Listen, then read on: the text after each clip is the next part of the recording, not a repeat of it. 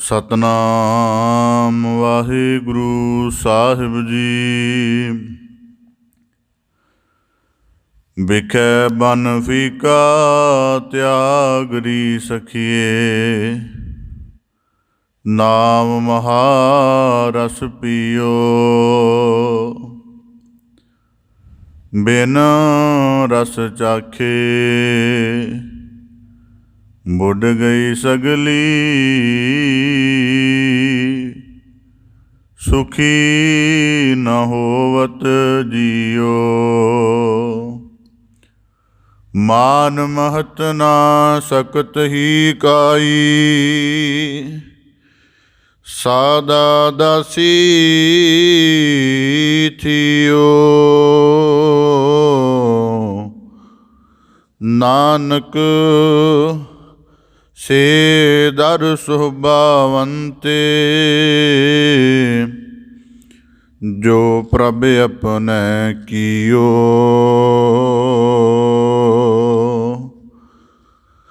ਬੇਸੁਮਾਰ ਅਥਾਹ ਅਗਨਤ ਤੋਲੇ,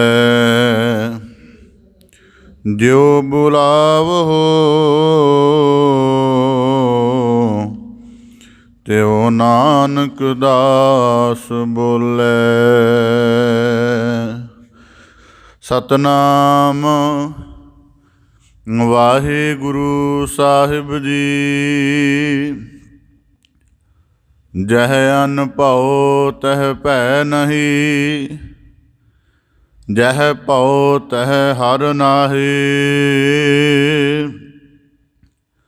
ਕਹਿਓ ਕਬੀਰ ਵਿਚਾਰ ਕੈ, ਸੰਤ ਸੁਨਹੁ ਮਨ ਮਾਹੀ। ਕਬੀਰ ਜਿਨਹੁ ਕਿਛੂ ਜਾਣਿਆ ਨਹੀਂ, ਤਿਨ ਸੁਖ ਨੀਂਦ ਬਿਹਾਇ।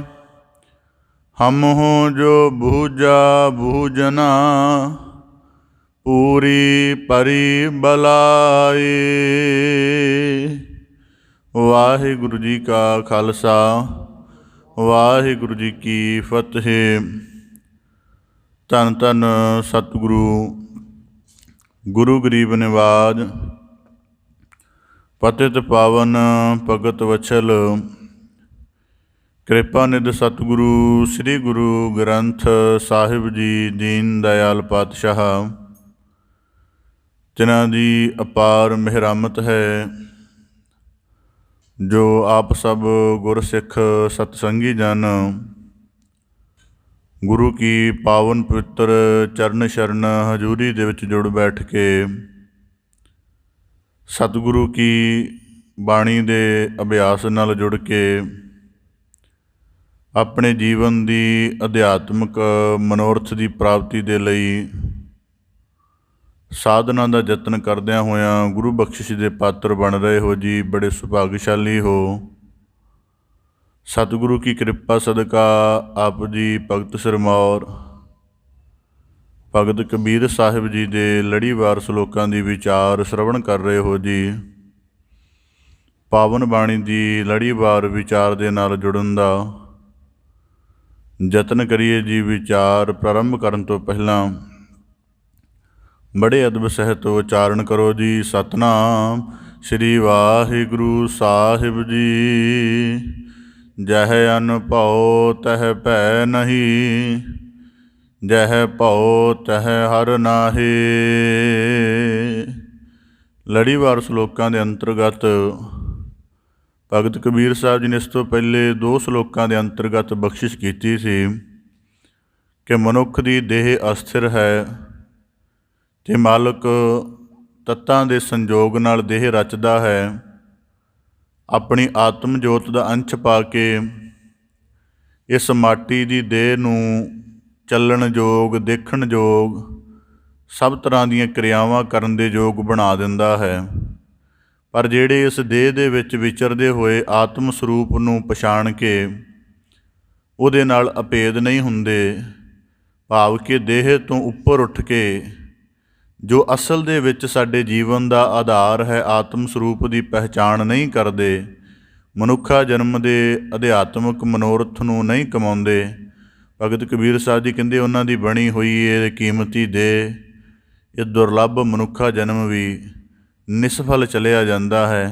ਇਸੇ ਕਰਕੇ ਭਗਤ ਕਬੀਰ ਸਾਹਿਬ ਜੀ ਬਖਸ਼ਿਸ਼ ਕਰਦੇ ਹਨ, ਜਹ ਅੰਨ ਭਾਉ ਤਹ ਭੈ ਨਹੀਂ, ਜਹ ਭਾਉ ਤਹ ਹਰ ਨਾਹੇ।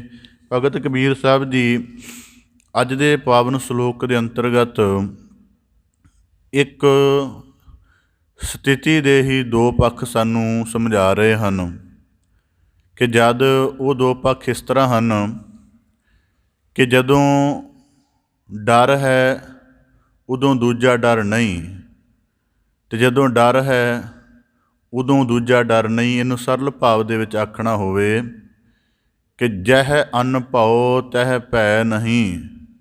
ਜਿੱਥੇ ਮਨੁੱਖ ਨੂੰ ਆਪਣੇ ਪਰਮੇਸ਼ਵਰੀ ਰੂਪ ਹੋਣ ਦਾ ਪੂਰਨ ਗਿਆਨ ਹੈ, ਜਿੱਥੇ ਉਹਨੂੰ ਆਪਣੇ ਮਨ ਦੇ ਅੰਤਰੀਵੀ ਸੰਸਾਰ ਦੀ ਪੂਰੀ ਸਮਝ ਹੈ, ਜਿੱਥੇ ਉਹਨੂੰ ਆਪਣੇ ਅੰਤਹਿਕਰਨ ਦੇ ਸਾਰੇ ਭੇਦਾਂ ਦਾ ਪਤਾ ਹੈ ਕਿ ਮੇਰਾ ਮਨ ਕਿਸ ਤਰ੍ਹਾਂ ਦੇ ਸੁਭਾਅ ਰੱਖਦਾ ਹੈ, ਮੇਰੀ ਬੁੱਧੀ ਵਿਵੇਕ ਹੈ ਜਾਂ ਮਲੀਨ ਹੈ, ਮੇਰਾ ਚਿੱਤ ਜਿਹੜਾ ਹੈ ਉਹ ਗਿਆਨ ਦੇ ਸਹਿਤ ਉਜਵਲ ਹੈ ਜਾਂ ਧੁੰਦਲਾ ਹੈ, ਅਤੇ ਮੇਰੀ ਜਿਹੜੀ ਅਹੰ ਭਾਵਨਾ ਹੈ ਉਹ ਪਰਮੇਸ਼ਰ ਦੀ ਮਹਾਸਿਰਮੌਰਤਾ ਨੂੰ ਪ੍ਰਵਾਨ ਕਰਕੇ ਨਿਮਰ ਰਹਿਣ ਵਾਲੀ ਹੈ ਕਿ ਜਾਂ ਉਹ ਬਾਹਰਮੁਖੀ ਹੋ ਕੇ ਆਪਣੀ ਹੋਂਦ ਦਾ ਪ੍ਰਗਟਾਵਾ ਕਰਨ ਵਾਲੀ ਹੈ। ਇਸ ਕਰਕੇ ਭਗਤ ਕਬੀਰ ਸਾਹਿਬ ਜੀ ਕਹਿੰਦੇ ਜਹ ਅੰਨ ਭਾਉ। ਜਿੱਥੇ ਇਸ ਤਰ੍ਹਾਂ ਦਾ ਅੰਨ ਭਾਉ ਭਾਵ ਕਿ ਇੱਕ ਹਾਇਰ ਕਿਸਮ ਦਾ ਡਰ ਹੈ ਜਿਹਦੇ ਵਿੱਚ ਗਿਆਨ ਸ਼ਾਮਲ ਹੈ, ਇਹ ਅਗਿਆਨ ਵਾਲਾ ਡਰ ਨਹੀਂ ਹੈ, ਜਿਹਦੇ ਵਿੱਚ ਗਿਆਨ ਸ਼ਾਮਲ ਹੈ, ਉਸ ਗਿਆਨ ਦੇ ਵਿੱਚ ਉਸ ਦੇ ਸਹਿਤ ਜਿਹੜਾ ਮਨ 'ਚ ਭੈ ਬਣਿਆ ਹੋਇਆ ਪ੍ਰਭੂ ਦਾ ਇੱਕ ਵਿਆਪਕ ਨਿਰਮਲ ਭੈ, ਉਹਦੇ ਕਰਕੇ ਆਖਦੇ ਤਹ ਭੈ ਨਹੀਂ। ਉੱਥੇ ਸੰਸਾਰ ਦੇ ਦੂਜੇ ਡਰ ਨਹੀਂ ਕੰਮ ਕਰਨਗੇ ਕਿ ਕੋਈ ਛਲ ਕਰ ਲਵੇ, ਕੋਈ ਕਪਟ ਕਰ ਲਏ, ਕੋਈ ਕਿਸੇ ਤਰ੍ਹਾਂ ਦੀ ਹਾਨੀ ਕਰ ਦੇ। ਇਸ ਤਰ੍ਹਾਂ ਦੇ ਡਰ ਮਨੁੱਖ ਦੇ ਅੰਦਰ ਨਹੀਂ ਰਹਿੰਦੇ। ਅਤੇ ਅੱਗੇ ਆਖਦੇ ਨੇ ਜਹ ਭਾਉ ਤਹ ਹਰ ਨਾਹੀਂ। ਅਤੇ ਜਿੱਥੇ ਮਨੁੱਖ ਦੇ ਅੰਦਰ ਸੰਸਾਰ ਦਾ ਭੈ ਬਣਿਆ ਹੋਇਆ ਹੈ ਉੱਥੇ ਪ੍ਰਭੂ ਦਾ ਨਿਰਮਲ ਭਾਉ ਨਹੀਂ ਹੋ ਸਕਦੇ। ਇਸ ਕਰਕੇ ਭਗਤ ਕਬੀਰ ਸਾਹਿਬ ਜੀ ਕਹਿੰਦੇ ਕਹਿਓ ਕਬੀਰ ਵਿਚਾਰ ਕੈ ਸੰਤ ਸੁਨੋ ਮਨ ਮਾਹੇ। ਭਾਵ ਕਿ ਭਗਤ ਕਬੀਰ ਸਾਹਿਬ ਜੀ ਫਰਮਾਉਂਦੇ ਨੇ ਕਿ ਅਸੀਂ ਇਸ ਗੱਲ ਨੂੰ ਬੜਾ ਵਿਚਾਰ ਕੇ ਦੇਖੋ। ਜਦੋਂ ਭਗਤ ਕਬੀਰ ਸਾਹਿਬ ਜੀ ਇਹ ਬਖਸ਼ਿਸ਼ ਕਰ ਰਹੇ ਨੇ ਕਿ ਵਿਚਾਰ ਕੈ, ਇਹਦਾ ਭਾਵ ਹੈ ਕਿ ਉਹਨਾਂ ਦੇ ਜੀਵਨ ਦਾ ਕਿੰਨਾ ਵੱਡਾ ਅਨੁਭਵ ਇਸ ਵਾਕ ਨੂੰ ਕਹਿਣ ਦੇ ਵਿੱਚ ਲੱਗਿਆ ਹੋਏਗਾ। ਵਿਚਾਰ ਕੈ ਭਾਵ ਕਿ ਜਦੋਂ ਮਨੁੱਖ ਇਸ ਤਰ੍ਹਾਂ ਦਾ ਸ਼ਬਦ ਆਪਣੀ ਗੱਲ ਵਿੱਚ ਸ਼ਾਮਲ ਕਰਦਾ ਹੈ ਅਤੇ ਜਦ ਭਗਤ ਸਾਹਿਬਾਨਾਂ ਵਰਗੇ ਪੁਰਖ ਐਸੇ ਸ਼ਬਦ ਵਰਤਦੇ ਨੇ ਤਾਂ ਸੁਭਾਵਿਕ ਸਾਨੂੰ ਸਮਝ ਲੈਣਾ ਚਾਹੀਦਾ ਹੈ ਕਿ ਇਹ ਉਹਨਾਂ ਦਾ ਪੂਰੇ ਜੀਵਨ ਦਾ ਅਨੁਭਵ ਹੈ। ਉਹਨਾਂ ਨੇ ਹਰੇਕ ਸਥਿਤੀ ਦੇ ਵਿੱਚ ਆਪਣੇ ਆਪ ਨੂੰ ਪਾਇਆ ਵੀ, ਕੱਢਿਆ ਵੀ, ਉਹਦਾ ਗਿਆਨ ਵੀ ਬਣਾਇਆ। ਉਹਦੇ ਗਿਆਨ ਦਾ ਤੱਤ ਕੀ ਸੀ ਉਹ ਸਾਡੇ ਸਾਹਮਣੇ ਰੱਖਿਆ। ਜਿਵੇਂ ਤੱਤ ਦਾ ਅਸਲ ਅਰਥ ਕੀ ਹੁੰਦਾ ਹੈ ਕਿ ਦੁੱਧ ਤੋਂ ਸਿਲਸਿਲਾ ਸ਼ੁਰੂ ਹੁੰਦਾ ਹੈ, ਕਿੰਨੇ ਪੜਾਵਾਂ 'ਚੋਂ ਗੁਜ਼ਰਦਾ ਹੈ, ਆਖਰ ਆਪਣੇ ਅੰਤਮ ਤੱਤ ਦੇਸੀ ਘਿਓ ਰੂਪ ਵਰਗੀ ਵਸਤ ਨੂੰ ਪ੍ਰਾਪਤ ਹੁੰਦਾ ਹੈ। ਇੰਝ ਜਿਹੜਾ ਭੈ ਬਾਰੇ, ਅਨਭਉ ਬਾਰੇ ਭਗਤ ਕਬੀਰ ਸਾਹਿਬ ਜੀ ਨੇ ਕਿਹਾ, ਉਹ ਕਹਿੰਦੇ ਮੈਂ ਵਿਚਾਰ ਕਹਿ ਕਿ ਸਾਰਾ ਜੀਵਨ ਇਸ ਇੱਕ ਪਰਸਪੈਕਟਿਵ ਤੋਂ ਜੀਵਿਆ ਹੈ ਅਧਿਆਤਮ ਦੇ ਅਭਿਆਸ ਵਿੱਚ, ਤਾਂ ਤੁਹਾਡੇ ਸਨਮੁਖ ਰੱਖ ਰਹੇ ਹਾਂ। ਤਾਂ ਭਗਤ ਕਬੀਰ ਸਾਹਿਬ ਜੀ ਬਖਸ਼ਿਸ਼ ਕਰਦੇ ਹਨ ਇਸ ਵਾਕ ਨੂੰ ਸ਼ਬਦ ਵਿਚਾਰ ਦੇ ਨੁਕਤੇ ਤੋਂ ਸਮਝਣ ਵਾਚਣ ਦਾ ਯਤਨ ਕਰੀਏ।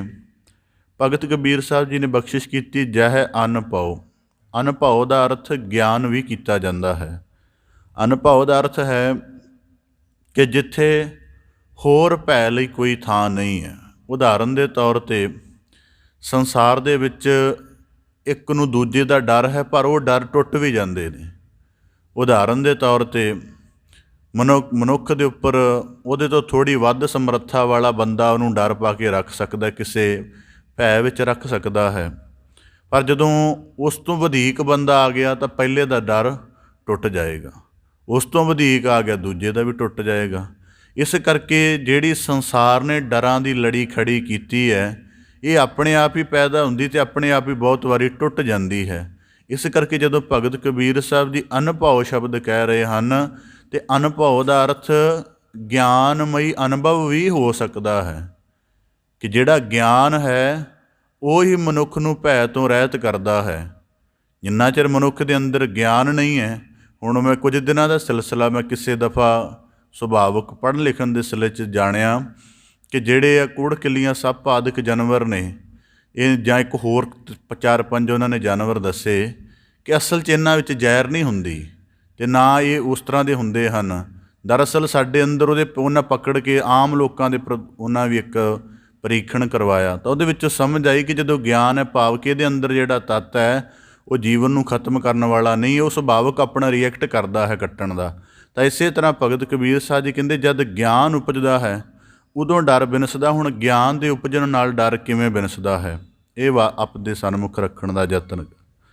ਜਹ ਅਨ ਪਾਓ, ਡਰ ਸਾਡੇ ਅੰਦਰ ਇੱਕ ਵਿਆਪਕ ਸਮੱਸਿਆ ਹੈ ਅਤੇ ਇਹ ਉਦੋਂ ਪੈਦਾ ਹੁੰਦੀ ਹੈ ਜਦੋਂ ਸਾਡੀ ਚੇਤਨਾ ਜਿਹੜੀ ਹੈ ਉਹ ਸੀਮਤ ਹੋਣਾ ਸ਼ੁਰੂ ਹੋ ਜਾਂਦੀ ਹੈ। ਭਾਵ ਕਿ ਤੁਸੀਂ ਦੇਖੋ, ਅਸੀਂ ਕਿਸੇ ਜ਼ਹਿਰੀਲੇ ਜੀਵ ਨੂੰ ਦੇਖਦੇ ਹਾਂ ਤਾਂ ਸਾਡੇ ਅੰਦਰ ਪੈਦਾ ਹੁੰਦਾ ਹੈ, ਉਹ ਤੋਂ ਦੂਰ ਹੋਣ ਦਾ ਜਾਂ ਉਸ ਨੂੰ ਦੂਰ ਕਰਨ ਦਾ ਯਤਨ ਕਰਦੇ ਹਾਂ। ਬੱਚੇ ਅੰਦਰ ਇਸ ਗੱਲ ਦਾ ਭੈ ਨਹੀਂ ਪੈਦਾ ਹੁੰਦਾ ਕਿਉਂਕਿ ਉਹਦੀ ਚੇਤਨਾ ਨੇ ਅਜੇ ਸਰੀਰ ਦੇ ਫੀਅਰ ਨੂੰ ਜਾਣਿਆ ਹੀ ਨਹੀਂ ਹੈ, ਕਿਉਂਕਿ ਉਹਦੇ ਅੰਦਰ ਤਾਂ ਸਰੀਰ ਦੀ ਅਜੇ ਸੁੱਧ ਹੀ ਨਹੀਂ ਪੈਦਾ ਹੋਈ। ਸਰੀਰ ਦੀ ਸੁੱਧ ਜਿਹੜੀ ਮਨੋਵਿਗਿਆਨਕ ਮੰਨਦੇ ਨੇ ਕਿ ਭਾਵੇਂ ਅਸੀਂ ਉਹਨੂੰ ਮੈਡੀਕਲ ਸਾਇੰਸ ਜਿੰਨਾ ਮਰਜ਼ੀ ਕਹੀ ਜਾਵੇ, ਉਹ ਕਹਿੰਦੇ ਨੇ ਠੀਕ ਰੂਪ ਦੇ ਵਿੱਚ ਜਿਹੜੀ ਸਰੀਰ ਦੀ ਸੁੱਧ ਹੈ ਉਹ ਬੰਦੇ ਨੂੰ 13-14 ਸਾਲ ਤੋਂ ਬਾਅਦ ਪਤਾ ਲੱਗਦਾ ਕਿ ਮੈਂ ਸਰੀਰ ਹਾਂ, ਉਸ ਤੋਂ ਪਹਿਲਾਂ ਕਿਸੇ ਨੂੰ ਨਹੀਂ ਪਤਾ ਲੱਗਦਾ। ਇਸ ਕਰਕੇ ਭਗਤ ਕਬੀਰ ਸਾਹਿਬ ਜੀ ਕਹਿੰਦੇ ਜਦੋਂ ਮਨੁੱਖ ਦੀ ਚੇਤਨਾ ਸੀਮਤ ਹੋਣਾ ਸ਼ੁਰੂ ਹੋ ਜਾਂਦੀ ਹੈ ਉਹ ਫਿਰ ਬੜੇ ਡਰਾਂ ਨੂੰ ਆਪਣੇ ਅੰਦਰ ਆਪਣੇ ਆਪ, ਇਸ ਕਰਕੇ ਉਹਨਾਂ ਨੇ ਕਿਹਾ ਬਾਡੀ ਦਾ ਫੀਅਰ। ਉਦਾਹਰਨ ਦੇ ਤੌਰ 'ਤੇ ਡਰ ਦੀ ਸਥਿਤੀ ਕੋਈ ਅੰਦਰੋਂ ਥੋੜ੍ਹਾ ਪੈਦਾ ਹੋਈ ਹੈ, ਡਰ ਦੀ ਸਥਿਤੀ ਦਾ ਇੱਕ ਪਰੋਖ ਗਿਆਨ ਚੱਲਿਆ ਆ ਰਿਹਾ ਹੈ। ਪਰੋਖ ਗਿਆਨ ਦਾ ਮਤਲਬ ਕਿ ਕੁਦਰਤੀ ਕਿਹਾ ਜਾ ਰਿਹਾ ਹੈ ਕਿ ਇਹ ਹਾਨੀਕਾਰਕ ਹੈ, ਇਹ ਨੁਕਸਾਨਦਾਇਕ ਹੈ। ਇਹ ਜਿਹੜਾ ਵਿਚਾਰ ਪਹਿਲਾਂ ਬੰਦੇ ਦੀ ਬੁੱਧ ਅੰਦਰ ਪ੍ਰਵੇਸ਼ ਕਰਦਾ ਹੈ, ਫਿਰ ਉਹਦੇ ਸਰੀਰ ਦੇ ਵਿੱਚ ਆਪਣੀ ਗਰਦਿਸ਼ ਕਰਦਾ ਹੈ ਉਹ ਵਿਚਾਰ, ਅਤੇ ਉਹਦੇ ਸਰੀਰ ਦੇ ਅੰਦਰ, ਉਹਦੇ ਮਨ ਅੰਦਰ ਇੱਕ ਸਹਿਮ ਪੈਦਾ ਕਰਨਾ ਸ਼ੁਰੂ ਕਰ ਦਿੰਦਾ ਹੈ ਅਤੇ ਉਸ ਸਹਿਮ ਦੇ ਵਿੱਚੋਂ ਡਰ ਪੈਦਾ ਹੋ ਜਾਂਦਾ। ਅਤੇ ਭਗਤ ਕਬੀਰ ਸਾਹਿਬ ਜੀ ਕਹਿੰਦੇ ਜਹ ਅਨ ਪਾਓ, ਇਸ ਕਰਕੇ ਜਿੱਥੇ ਗਿਆਨ ਹੈ ਉੱਥੇ ਡਰ ਨਹੀਂ ਹੋ ਸਕਦਾ। ਉਦਾਹਰਨ ਦੇ ਤੌਰ 'ਤੇ ਭਗਤ ਕਬੀਰ ਸਾਹਿਬ ਜੀ ਕਹਿੰਦੇ ਜਹ ਅਨ ਪਾਓ ਤਹ ਭੈ ਨਹੀਂ। ਜਿਸ ਬੰਦੇ ਨੇ ਆਪਣੇ ਮਨ ਦੇ ਸੰਸਾਰ ਨੂੰ ਜਾਣ ਲਿਆ, ਸੰਸਾਰ ਵਿਕਾਰਾਂ ਤੋਂ ਘਬਰਾਉਂਦਾ ਹੈ ਜਾਂ ਵਿਕਾਰਾਂ ਦੇ ਸੰਬੰਧ ਦੇ ਵਿੱਚ ਪਛੇਮਾਨ ਰਹਿੰਦਾ ਹੈ, ਪਰ ਭਗਤ ਕਬੀਰ ਸਾਹਿਬ ਜੀ ਕਹਿੰਦੇ ਜਿਨ੍ਹਾਂ ਨੂੰ ਗਿਆਨ ਹੈ ਉਹ ਇਸ ਵਿਕਾਰਾਂ ਦੇ ਭੈ ਡਰ ਵਿੱਚ ਨਹੀਂ ਰਹਿੰਦੇ। ਇਹਦਾ ਭਾਵ ਇਹ ਹੈ ਕਿ ਜਿਨ੍ਹਾਂ ਨੂੰ, ਕਿਉਂਕਿ ਦੋ ਰੂਪ ਨੇ ਅਧਿਆਤਮ ਦੇ ਵਿੱਚ, ਕਿਸੇ ਚੀਜ਼ ਨੂੰ ਰੱਦ ਨਹੀਂ ਕੀਤਾ ਜਾਂਦਾ। ਅਧਿਆਤਮ ਦੀ ਸਭ ਤੋਂ ਖੂਬਸੂਰਤੀ ਇਹ ਹੈ ਕਿ ਹਰ ਚੀਜ਼ ਦੀ ਜਿਹੜੀ ਉਚਾਈ ਹੈ ਉਹਨੂੰ ਖੋਜਿਆ ਜਾਂਦਾ ਹੈ, ਫਿਰ ਉਹਨੂੰ ਖੋਜ ਕੇ ਉਹਦਾ ਅਨੁਭਵ ਬਣਾ ਕੇ ਅਤੇ ਉਹਨੂੰ ਮਾਣਿਆ ਜਾਂਦਾ ਹੈ। ਇਸ ਕਰਕੇ ਜਦੋਂ ਡਰ ਹੈ, ਭਗਤ ਕਬੀਰ ਸਾਹਿਬ ਜੀ ਦੇਖੋ ਇੱਥੇ ਡਰ ਦੀ ਕਿੱਡੀ ਚੰਗੀ ਵਿਆਖਿਆ ਹੋ ਰਹੀ ਹੈ ਕਿ ਉਹ ਕਹਿੰਦੇ ਕਿ ਜਦੋਂ ਡਰ ਦੀ ਹਾਇਰਨੈਸ ਸਾਡੇ ਅੰਦਰ ਪੈਦਾ ਹੋ ਜਾਂਦੀ ਹੈ ਤਾਂ ਉਦੋਂ ਸਾਡਾ ਕਰਮ ਸ਼ੁੱਧ ਰਹਿੰਦਾ ਹੈ। ਇਸ ਕਰਕੇ ਭਗਤ ਕਬੀਰ ਸਾਹਿਬ ਜੀ ਕਹਿੰਦੇ ਜਹ ਅਨ ਪਾਓ, ਭਾਵ ਕਿ ਵਿਕਾਰਾਂ ਦੇ ਸੰਬੰਧ ਵਿੱਚ ਆਖਦੇ ਹਨ ਕਿ ਕਾਮ ਦੀ ਜਿਸ ਮਲੀਨਤਾ ਨੂੰ ਅਸੀਂ ਨਿਮਨ ਮੰਨਦੇ ਹਾਂ, ਭਾਵ ਕਿ ਕਾਮ ਸਰੀਰ ਦੇ ਅੰਦਰ ਇੱਕ ਵਿਆਪਕ ਸ਼ਕਤੀ ਹੈ ਜਿਹਦੇ ਨਾਲ ਸੰਸਾਰ ਦਾ ਸਿਲਸਿਲਾ ਲਗਾਤਾਰ ਚੱਲਦਾ ਹੈ। ਭਗਤ ਕਬੀਰ ਸਾਹਿਬ ਜੀ ਕਹਿੰਦੇ ਸ਼ਕਤੀ ਹੈ, ਇਹਨੂੰ ਜਦੋਂ ਅਸੀਂ ਉੱਚੇ ਡਰ ਦੇ ਵਿੱਚ ਰੱਖਿਆ, ਉੱਚੇ ਭੈ ਨੇਮ ਦੇ ਵਿੱਚ ਰੱਖਿਆ, ਤਾਂ ਸਮਝ ਆਇਆ ਕਿ ਇਹਦਾ ਜਿਹੜਾ ਨੀਵਾਂ ਪ੍ਰਯੋਗ ਹੈ ਉਹ ਨਹੀਂ ਕਰਨਾ। ਇਸ ਕਰਕੇ ਜਿਹੜੇ ਸਿਮਰਨ ਦੇ ਅਭਿਆਸ ਵਿੱਚ ਬੰਦੇ ਨੇ ਉਹਨਾਂ ਨੂੰ ਪਤਾ ਇਸ ਗੱਲ ਦਾ ਕਿ ਜਿਹੜੀ ਮਨੁੱਖ ਦੇ ਅੰਦਰ ਸੁਭਾਵਿਕ ਕਾਮ ਦੀ ਸ਼ਕਤੀ ਹੈ ਉਹਦੇ ਸਿਮਰਨ ਦੇ ਅਨੁਭਵ ਨੂੰ ਕਿੰਨੀ ਮਦਦ ਦਿੰਦੀ ਹੈ। ਇਸ ਕਰਕੇ ਅੱਜ ਬੰਦਿਆਂ ਦਾ ਚਿੱਤ ਬਚਪਨ ਦੇ ਵਿੱਚ, ਹੱਦ ਜਵਾਨੀ ਵਿੱਚ ਠੱਗਿਆ ਜਾਂਦਾ ਹੈ ਅਤੇ ਉਹ ਆਪਣੇ ਜੀਵਨ ਜਿਸ ਸ਼ਕਤੀ ਦੇ ਪ੍ਰਵੈਣ ਨੂੰ ਪ੍ਰਜਵਲਿਤ ਕਰਕੇ ਆਪਣੇ ਜੀਵਨ ਦੀ ਇਕਾਗਰਤਾ, ਆਪਣੇ ਜੀਵਨ ਦੀ ਹਾਇਰਨੈਸ ਕਮਾਉਣੀ ਹੁੰਦੀ ਹੈ, ਉਹਦਾ ਜਿਹੜਾ ਮੁੱਖ ਹੈ ਨਿਵਾਣ ਵੱਲ ਕਰ ਦਿੰਦੇ ਨੇ। ਨਾ ਇਕਾਗਰਤਾ ਬਣਦੀ ਹੈ, ਨਾ ਕ੍ਰੀਏਟਿਵ ਮਾਈਂਡ ਰਹਿੰਦਾ ਹੈ, ਨਾ ਉਹਨਾਂ ਦੀ ਕੰਸਨਟਰੇਸ਼ਨ ਬਣਦੀ ਹੈ, ਨਾ ਉਹਨਾਂ ਦੀ ਜਿਹੜੀ ਮੈਮਰੀ ਦਾ ਇੱਕ ਵੱਡਾ ਸਤਰ ਬਣਦਾ, ਨਾ ਉਹਨਾਂ ਨੂੰ ਚੀਜ਼ਾਂ ਦੇ ਬੁੱਝਣ ਦੇ ਢੰਗ ਆਉਂਦੇ ਨੇ, ਉਹ ਅਪਾਹਜ ਜਿਹੇ ਰਹਿ ਜਾਂਦੇ ਨੇ। ਇਸ ਗੱਲ ਤੋਂ ਕਿਹੜੀ ਸਾਡੀ ਸੋਸ਼ੀਓਲੋਜੀ ਦਿੰਦੀ ਗਿਆਨ, ਸਾਨੂੰ ਕੋਈ ਵੀ ਨਹੀਂ ਦਿੰਦਾ। ਇਸ ਕਰਕੇ ਭਗਤ ਕਬੀਰ ਸਾਹਿਬ ਜੀ ਕਹਿੰਦੇ ਜਹ ਅਨ ਪਾਓ, ਜਦੋਂ ਗਿਆਨ ਪੈਦਾ ਹੋਇਆ ਤਾਂ ਉਦੋਂ ਸਮਝ ਲੱਗਿਆ ਕਿ ਜਿਹੜੀ ਕੁਦਰਤੀ ਸਾਡੇ ਸਰੀਰ ਅੰਦਰ ਕੰਮ ਦੀ ਸ਼ਕਤੀ ਬਣਦੀ ਹੈ ਪਦਾਰਥਾਂ ਦੇ ਖਾਣ ਨਾਲ, ਜਾਂ ਸਰੀਰ ਦੇ ਕੁਦਰਤੀ ਸਿਲਸਿਲੇ ਨਾਲ ਜੇ ਇਹਦਾ ਉੱਚਾ ਪ੍ਰਯੋਗ ਕੀਤਾ ਜਾਵੇ ਤਾਂ ਇਹ ਮਨੁੱਖ ਨੂੰ ਜੀਨੀਅਸ ਬਣਾ ਦਿੰਦੀ ਹੈ, ਗਿਆਨੀ ਬਣਾ ਦੇਗੀ, ਵੱਡਾ ਵਿਦਵਾਨ ਬਣਾ ਦੇਗੀ, ਵੱਡਾ ਭਗਤ ਵੀ ਇਹੀ ਬਣਾਏਗੀ। ਇਸ ਕਰਕੇ ਭਗਤ ਕਬੀਰ ਸਾਹਿਬ ਜੀ ਨੇ ਕਿਹਾ ਜਹ ਅੰਨ ਪਾਓ ਜਦੋਂ ਗਿਆਨ ਹੈ। ਇਸ ਕਰਕੇ ਅੱਜ ਦੇ ਸਮੇਂ 'ਚ ਲੋਕਾਂ ਦੀ ਧਿਆਨ ਸਾਧਨਾ ਬੜੀ ਮੁਸ਼ਕਿਲ ਹੁੰਦੀ ਜਾ ਰਹੀ ਹੈ। ਚਿੱਤ ਤਾਂ ਉਹਨਾਂ ਨੇ 10-12 ਸਾਲ ਤੱਕ ਹੀ ਮਲੀਨ ਕਰ ਛੱਡਿਆ ਹੈ। ਜਿਸ ਆਪਣੀ ਐਨਰਜੀ ਦੀ ਸੰਭਾਲ ਕਰਕੇ ਜੀਵਨ 'ਚ ਉੱਚਾ ਉੱਠਣਾ ਸੀ ਉਹਦਾ ਵਹਿਣ ਨਿਵਾਣ ਵੱਲ ਕਰ ਦਿੱਤਾ ਅਤੇ ਮਨੁੱਖ ਛੋਟਾ ਹੁਣ ਮਾਇਆ ਦਾ ਗੁਲਾਮ ਹੋ ਗਿਆ। ਇਸ ਕਰਕੇ ਭਗਤ ਕਬੀਰ ਸਾਹਿਬ ਜੀ ਕਹਿੰਦੇ ਜਹ ਅੰਨ ਪਾਓ। ਅੱਜ ਕਰਕੇ ਦੇਖੋ ਬੱਚਿਆਂ ਦੀ ਪੜ੍ਹਾਈ 'ਚ ਇਕਾਗਰਤਾ ਹੀ ਨਹੀਂ ਬਣਦੀ, ਮਾਂ ਪਿਓ ਖੱਪ ਜਾਂਦੇ ਨੇ। ਉਹ ਕਿਤੇ ਚੰਗੀ ਸੀਰੀਅਸ ਗੱਲ ਮਾੜੀ ਜਿਹੀ ਹੋਣ ਲੱਗ ਪਈ ਉਹਨਾਂ ਨੂੰ ਘਬਰਾਹਟ ਹੋਣੀ ਸ਼ੁਰੂ ਹੋਣ ਲੱਗ ਪੈਂਦੀ ਹੈ। ਇਹਦਾ ਮਤਲਬ ਕੀ ਹੈ ਕਿ ਉਹ ਚਿੱਤ ਮਲੀਨ ਹੈ ਅਤੇ ਜਿਹੜੀ ਐਨਰਜੀ ਨੇ ਉਹਨਾਂ ਦੀ ਮਦਦ ਕਰਨੀ ਹੈ ਇਹ ਉਸ ਐਨਰਜੀ ਤੋਂ ਹੀਣੇ ਹੋ ਚੁੱਕੇ ਨੇ। ਇਸ ਕਰਕੇ ਭਗਤ ਕਬੀਰ ਸਾਹਿਬ ਜੀ ਕਹਿੰਦੇ ਜਹ ਅੰਨ ਪਾਓ ਤਹ ਭੈ ਨਹੀਂ। ਜਿੱਥੇ ਗਿਆਨ ਪੈਦਾ ਹੋਵੇ ਉੱਥੇ ਡਰ ਨਹੀਂ ਪੈਦਾ ਹੁੰਦਾ, ਕਿਉਂਕਿ ਗਿਆਨ ਨੂੰ ਪਤਾ ਲੱਗ ਜਾਂਦਾ ਕਿ ਚੀਜ਼ ਦਾ ਪ੍ਰਯੋਗ ਕਿਵੇਂ ਕਰਨਾ ਹੈ। ਇਸ ਕਰਕੇ ਭਗਤ ਕਬੀਰ ਸਾਹਿਬ ਜੀ ਕਹਿੰਦੇ ਹੁਣ ਦੇਖੋ ਗਿਆਨ ਦੇ ਸਹਿਤ ਹੀ ਹੈ। ਇੱਕ ਗਿਆਨ ਦਾ ਪ੍ਰਯੋਗ ਹੈ, ਉਹ ਸੰਖੀਏ ਨੂੰ ਮਾਰ ਕੇ ਉਹਦਾ ਕੁਸ਼ਤਾ ਬਣਾ ਲੈਂਦਾ ਹੈ ਅਤੇ ਉਹ ਇੱਕ ਜ਼ਹਿਰ ਨੂੰ ਮਾਰ ਕੇ ਅੰਮ੍ਰਿਤ ਬਣਾ ਲੈਂਦਾ ਅਤੇ ਉਹ ਦਵਾ ਬਣ ਜਾਂਦੀ ਹੈ। ਉਹਦੇ ਨਾਲ ਕਈ ਰੋਗਾਂ ਦਾ ਉਪਚਾਰ ਹੁੰਦਾ ਹੈ। ਜੇ ਗਿਆਨ ਦੇ ਢੰਗ ਨਾਲ ਉਸ ਨੂੰ ਨਾ ਮਾਰਿਆ ਜਾਵੇ, ਸਿੱਧਾ ਲੈ ਲਿਆ ਜਾਵੇ ਤਾਂ ਮਨੁੱਖ ਦੀ ਮੌਤ ਹੋ ਜਾਂਦੀ ਹੈ। ਇਸ ਕਰਕੇ ਬੜੀ ਜ਼ਹਿਰੀਲੀ ਵਸਤ ਹੈ। ਤਾਂ ਭਗਤ ਕਬੀਰ ਸਾਹਿਬ ਜੀ ਕਹਿੰਦੇ ਜਹ ਅੰਨ ਪਾਓ ਤਹ ਭੈ ਨਹੀਂ। ਜਿੱਥੇ ਗਿਆਨ ਹੋਏਗਾ ਉੱਥੇ ਭੈ ਦਾ ਕੰਮ ਨਹੀਂ, ਕਿਉਂਕਿ ਗਿਆਨ ਸਥਿਤੀਆਂ ਸਪਸ਼ਟ ਕਰ ਦਿੰਦਾ ਹੈ। ਜਦੋਂ ਗਿਆਨ ਦੇ ਨਾਲ ਸਾਨੂੰ ਜੀਵਨ ਦੀ ਹਰੇਕ ਸਥਿਤੀ ਸਪਸ਼ਟ ਹੋ ਜਾਂਦੀ ਹੈ।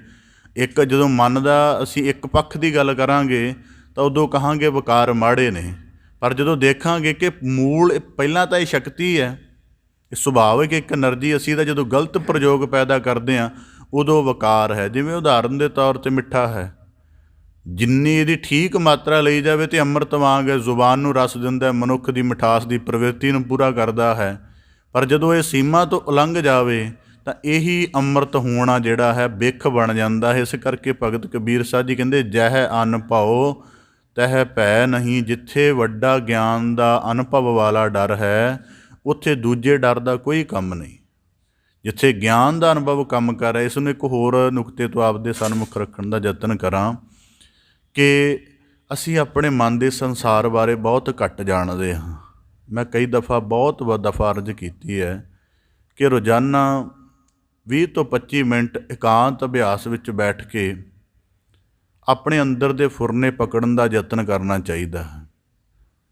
ਇਹਦੇ ਨਾਲ ਹੋਏਗਾ ਕਿ ਸਾਨੂੰ ਅਸੀਂ ਜਿਵੇਂ ਉਦਾਹਰਨ ਦੇ ਤੌਰ 'ਤੇ ਅਸੀਂ ਬਾਡੀ ਦੇ ਤਲ 'ਤੇ ਜਿਉਂਦੇ ਹਾਂ। ਸਾਡੀ ਸਮੱਸਿਆ ਇਹ ਹੈ, ਜਾਂ ਬਾਡੀ ਦੇ ਵਿੱਚ ਜਿਹੜਾ ਸਾਡਾ ਮਨ ਰਲ ਗੱਡ ਹੋਇਆ, ਨਾ ਮਨ ਵੱਖਰਾ ਕਰਨਾ ਆਉਂਦਾ ਹੈ, ਨਾ ਬੁੱਧ ਵੱਖਰੀ ਕਰਨੀ ਆਉਂਦੀ ਹੈ।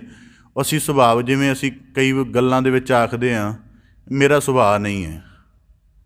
ਇਹ ਵਾਕ ਕਹਿਣਾ, ਜੇ ਗਿਆਨ 'ਚ ਇਸ ਗੱਲ ਨੂੰ ਕਹਾਂਗੇ ਤਾਂ ਕਹਾਂਗੇ ਕਿ ਜਿਹੜੀ ਤੂੰ ਆਹ ਵਾਕ ਕਹਿ ਰਿਹਾ ਮੇਰਾ ਸੁਭਾਅ ਨਹੀਂ ਹੈ, ਇਹ ਸੁਭਾਅ ਤੇਰਾ ਬੁੱਧੀ ਤੋਂ ਪ੍ਰੇਰਿਤ ਹੈ ਕਿ ਮਨ ਤੋਂ ਪ੍ਰੇਰਿਤ ਹੈ ਕਿ ਤੇਰੇ ਮਲੀਨ ਚਿੱਤ ਤੋਂ ਪ੍ਰੇਰਿਤ ਹੈ। ਤੇਰਾ ਇਹ ਵਾਕ, ਜਿਹੜੇ ਸੁਭਾਵਿਕ ਬੰਦੇ ਗੱਲ ਕਹਿੰਦੇ ਨੇ ਮੇਰਾ ਇਹੋ ਜਿਹਾ ਸੁਭਾਅ ਨਹੀਂ ਹੈ, ਇਹ ਜੇ ਵਾਕ ਨੂੰ ਅਸੀਂ ਗਿਆਨ ਦੇ ਵਿੱਚ ਵਾਚਾਂਗੇ ਤਾਂ ਅਗਲਾ ਪ੍ਰਸ਼ਨ ਇਹ ਬਣੇਗਾ ਕਿ ਜਿਹੜਾ ਇਹ ਸੁਭਾਅ ਹੈ ਇਹ ਕਿਉਂਕਿ ਤੈਨੂੰ ਕਿਸੇ ਨੇ ਘੜਿਆ ਘੜਾਇਆ ਸੁਭਾਅ ਤਾਂ ਦਿੱਤਾ ਨਹੀਂ, ਜਾਂ ਤੂੰ ਸੁਭਾਅ ਦਾ ਸਿਲੇਬਸ 'ਤੇ ਪੜ੍ਹਿਆ ਨਹੀਂ, ਤੂੰ ਆਲੇ ਦੁਆਲੇ 'ਚ ਵਿਚਰ ਕੇ ਆਪਣੇ ਜੀਵਨ ਦਾ ਅਨੁਭਵ ਮਾੜਾ ਮੋਟਾ ਹੰਢਾਇਆ ਹੈ ਅਤੇ ਉਹਦੇ ਵਿੱਚੋਂ ਤੂੰ ਆਪਣੇ ਸੁਭਾਅ ਦੀ ਗੱਲ ਕਹਿ ਰਿਹਾ। ਅਤੇ ਹੁਣ ਅਗਲਾ ਪ੍ਰਸ਼ਨ ਇਹ ਬਣਦਾ ਕਿ ਤੇਰਾ ਸੁਭਾਅ ਕਿਹਦੇ ਤੋਂ ਪ੍ਰੇਰਿਤ ਹੈ। ਤਾਂ ਇਹਦੇ ਵਿੱਚ ਇੱਕ ਸਿਲਸਿਲਾ ਇਹ ਬਣੇਗਾ ਕਿ ਜਿਸ ਪਰਿਵਾਰ 'ਚ ਰਹਿੰਦਾ ਥੋੜ੍ਹਾ ਬਹੁਤਾ ਉਹਦੇ ਤੋਂ, ਪਰ ਉਹ ਵੀ ਨਹੀਂ ਹੋ ਸਕਦਾ। ਮਾਤਾ ਪਿਤਾ ਦੇ ਬੰਦਗੀ ਵਾਲੇ ਸੰਸਕਾਰ ਹੁੰਦੇ ਨੇ, ਔਲਾਦ ਉਹਦੇ ਨੇੜੇ ਵੀ ਨਹੀਂ ਜਾਂਦੀ। ਇਸ ਕਰਕੇ ਫਿਰ ਮਨ ਦਾ ਕੁਝ ਅੰਤਰ ਬਣਦਾ ਹੈ। ਇਸ ਕਰਕੇ ਜਦੋਂ ਉਸ ਗੱਲ ਦੀ ਨਿਰਣਾ ਕਰਾਂਗੇ ਕਿ ਸਾਡਾ ਸੁਭਾਅ ਕਿਹਦੇ ਤੋਂ ਪ੍ਰੇਰਿਤ ਹੈ ਤਾਂ ਫਿਰ ਸਾਨੂੰ ਮਨ ਦਾ ਸੁਭਾਅ ਬੁੱਝਣਾ ਪਏਗਾ। ਗੁਰਬਾਣੀ ਚਾਹੁੰਦਾ ਮਨ ਕਾ ਸੁਭਾਉ ਮਨਹਿ ਵਿਆਪੀ, ਕਿ ਅੰਦਰ ਇਹ ਆਪਣਾ ਸਿਲਸਿਲਾ ਚਲਾਉਂਦਾ ਰਹਿੰਦਾ ਹੈ, ਬੰਦੇ ਦੇ ਕਰਮ ਇਹਦੇ 'ਚ ਚੱਲਦੇ ਰਹਿੰਦੇ ਨੇ ਅਤੇ ਬੰਦਾ ਜ਼ਿੰਦਗੀ ਪਰ ਬੁੱਝ ਨਹੀਂ ਸਕਦਾ ਮੇਰੇ ਮਨ ਦਾ ਸੁਭਾਅ ਕੀ ਹੈ, ਸਾਡੀ ਬੁੱਧੀ ਦਾ ਸੁਭਾਅ ਕੀ ਹੈ। ਸੁਭਾਅ ਦਾ ਮਤਲਬ ਸੁਭਾਵਿਕ ਕਰਮ ਕਰਨੇ, ਸੁਭਾਵਿਕ ਜਿਸ ਕਰਮ ਨੂੰ ਕਰਨ ਲੱਗਿਆਂ ਕੋਈ ਖਾਸ ਤਰ੍ਹਾਂ ਦੀ ਵਿਚਾਰ ਨਾ ਪੈਦਾ ਹੋਣੀ, ਅਤੇ ਸਾਡੇ ਮਨ ਦਾ ਸਹਿਜ ਸੁਭਾਅ ਕੀ ਹੋ ਸਕਦਾ ਹੈ ਕਿ ਸਦਾ ਵਿਕਾਰਾਂ ਵੱਲ ਰਹੇ ਜਾਂ ਭਗਤੀ ਵਾਲੇ ਪਾਸੇ ਰਹੇ।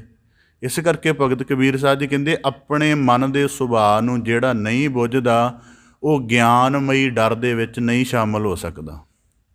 ਹੁਣ ਦੇਖੋ ਭਗਤ ਸਾਹਿਬਾਨਾਂ ਨੇ ਜਿੱਥੇ ਜਾ ਕੇ ਕਿਹਾ ਕਿ ਲੋਭ ਲਹਿਰ ਅਤ ਨੀਜਰ ਬਾਜੈ ਕਾਇਆ ਡੂਬੈ ਕੇਸਵਾ ਸੰਸਾਰ ਸਮੁੰਦੇ ਤਾਰ ਗੋਬਿੰਦੇ ਤਾਰ ਲੈ ਬਾਪ ਬੀਠਲਾ। ਇਹ ਕੀ ਹੈ? ਇਹ ਰਮਜ ਕੀ ਹੈ ਇਹਦੀ? ਭਗਤ ਸਾਹਿਬ ਕਹਿ ਰਹੇ ਨੇ ਲੋਭ ਲਹਿਰ, ਕਹਿੰਦੇ ਮਾਲਕ ਲੋਭ ਦੀਆਂ ਲਹਿਰਾਂ ਜਿਹੜੀਆਂ ਪ੍ਰਵਿਰਤ ਹੋ ਕੇ ਚੱਲ ਰਹੀਆਂ ਨੇ। ਹੁਣ ਇਹਦਾ ਇੱਕ ਥੋੜ੍ਹਾ ਜਿਹਾ ਮੈਂ ਵਿਸਥਾਰ ਰੱਖਦਾ ਤਾਂ ਕਿ ਗੱਲ ਪਤਾ ਲੱਗ ਜਾਏ ਕਿ ਹੈ ਕੀ। ਲੋਭ ਮੂਲ ਰੂਪ ਦੇ ਵਿੱਚ ਮਨੁੱਖ ਦੇ ਅੰਦਰ ਜਦੋਂ ਸਭ ਤੋਂ ਪਹਿਲਾਂ ਅਚੇਤ ਇੱਛਾ ਪੈਦਾ ਹੁੰਦੀ ਹੈ, ਮਤਲਬ ਜਿਸ ਚੀਜ਼ ਦੀ ਇੱਛਾ ਪੈਦਾ ਹੋਈ ਉਹਦੇ ਬਾਰੇ ਕੋਈ ਨਹੀਂ ਪਤਾ ਉਹ ਕਿਵੇਂ ਦੀ ਹੈ, ਕਿੱਥੋਂ ਮਿਲੇਗੀ, ਕੀ ਹੋਏਗਾ, ਨਹੀਂ ਪਤਾ। ਫਿਰ ਜਦੋਂ ਹੌਲੀ ਹੌਲੀ ਉਹਨੂੰ ਰੂਪ ਸਪਸ਼ਟ ਹੁੰਦਾ ਹੈ, ਫਿਰ ਜਦੋਂ ਰੂਪ ਸਪਸ਼ਟ ਹੁੰਦਾ ਹੈ ਤਾਂ ਬੰਦਾ ਉਹਦੀ ਜਿਹੜੀ ਇੱਛਾ ਦੀ ਥਰਸਟ ਵਾਲੀ ਇਮੈਜੀਨੇਸ਼ਨ ਪੈਦਾ ਕਰਦਾ ਹੈ, ਆਪਣੇ ਆਪ 'ਚ ਹੀ ਪੈਦਾ ਕਰਦਾ ਹੈ ਐਨਰਜੀ, ਪਰ ਉਹਨੂੰ ਇਮੈਜੀਨੇਸ਼ਨ 'ਚ ਪਾ ਕੇ ਉਸ ਚੀਜ਼ ਬਾਰੇ ਸੋਚਣਾ ਸ਼ੁਰੂ ਕਰਦਾ ਹੈ। ਫਿਰ ਉਹ ਚੀਜ਼ਾਂ ਦੇ ਆਕਾਰ ਉਸ ਹਿਸਾਬ ਨਾਲ ਦੇਖਣਾ ਸ਼ੁਰੂ ਕਰ ਦਿੰਦਾ ਹੈ। ਇਹਨੂੰ ਕਿਹਾ ਜਾਂਦਾ ਪ੍ਰਵਿਰਤੀ।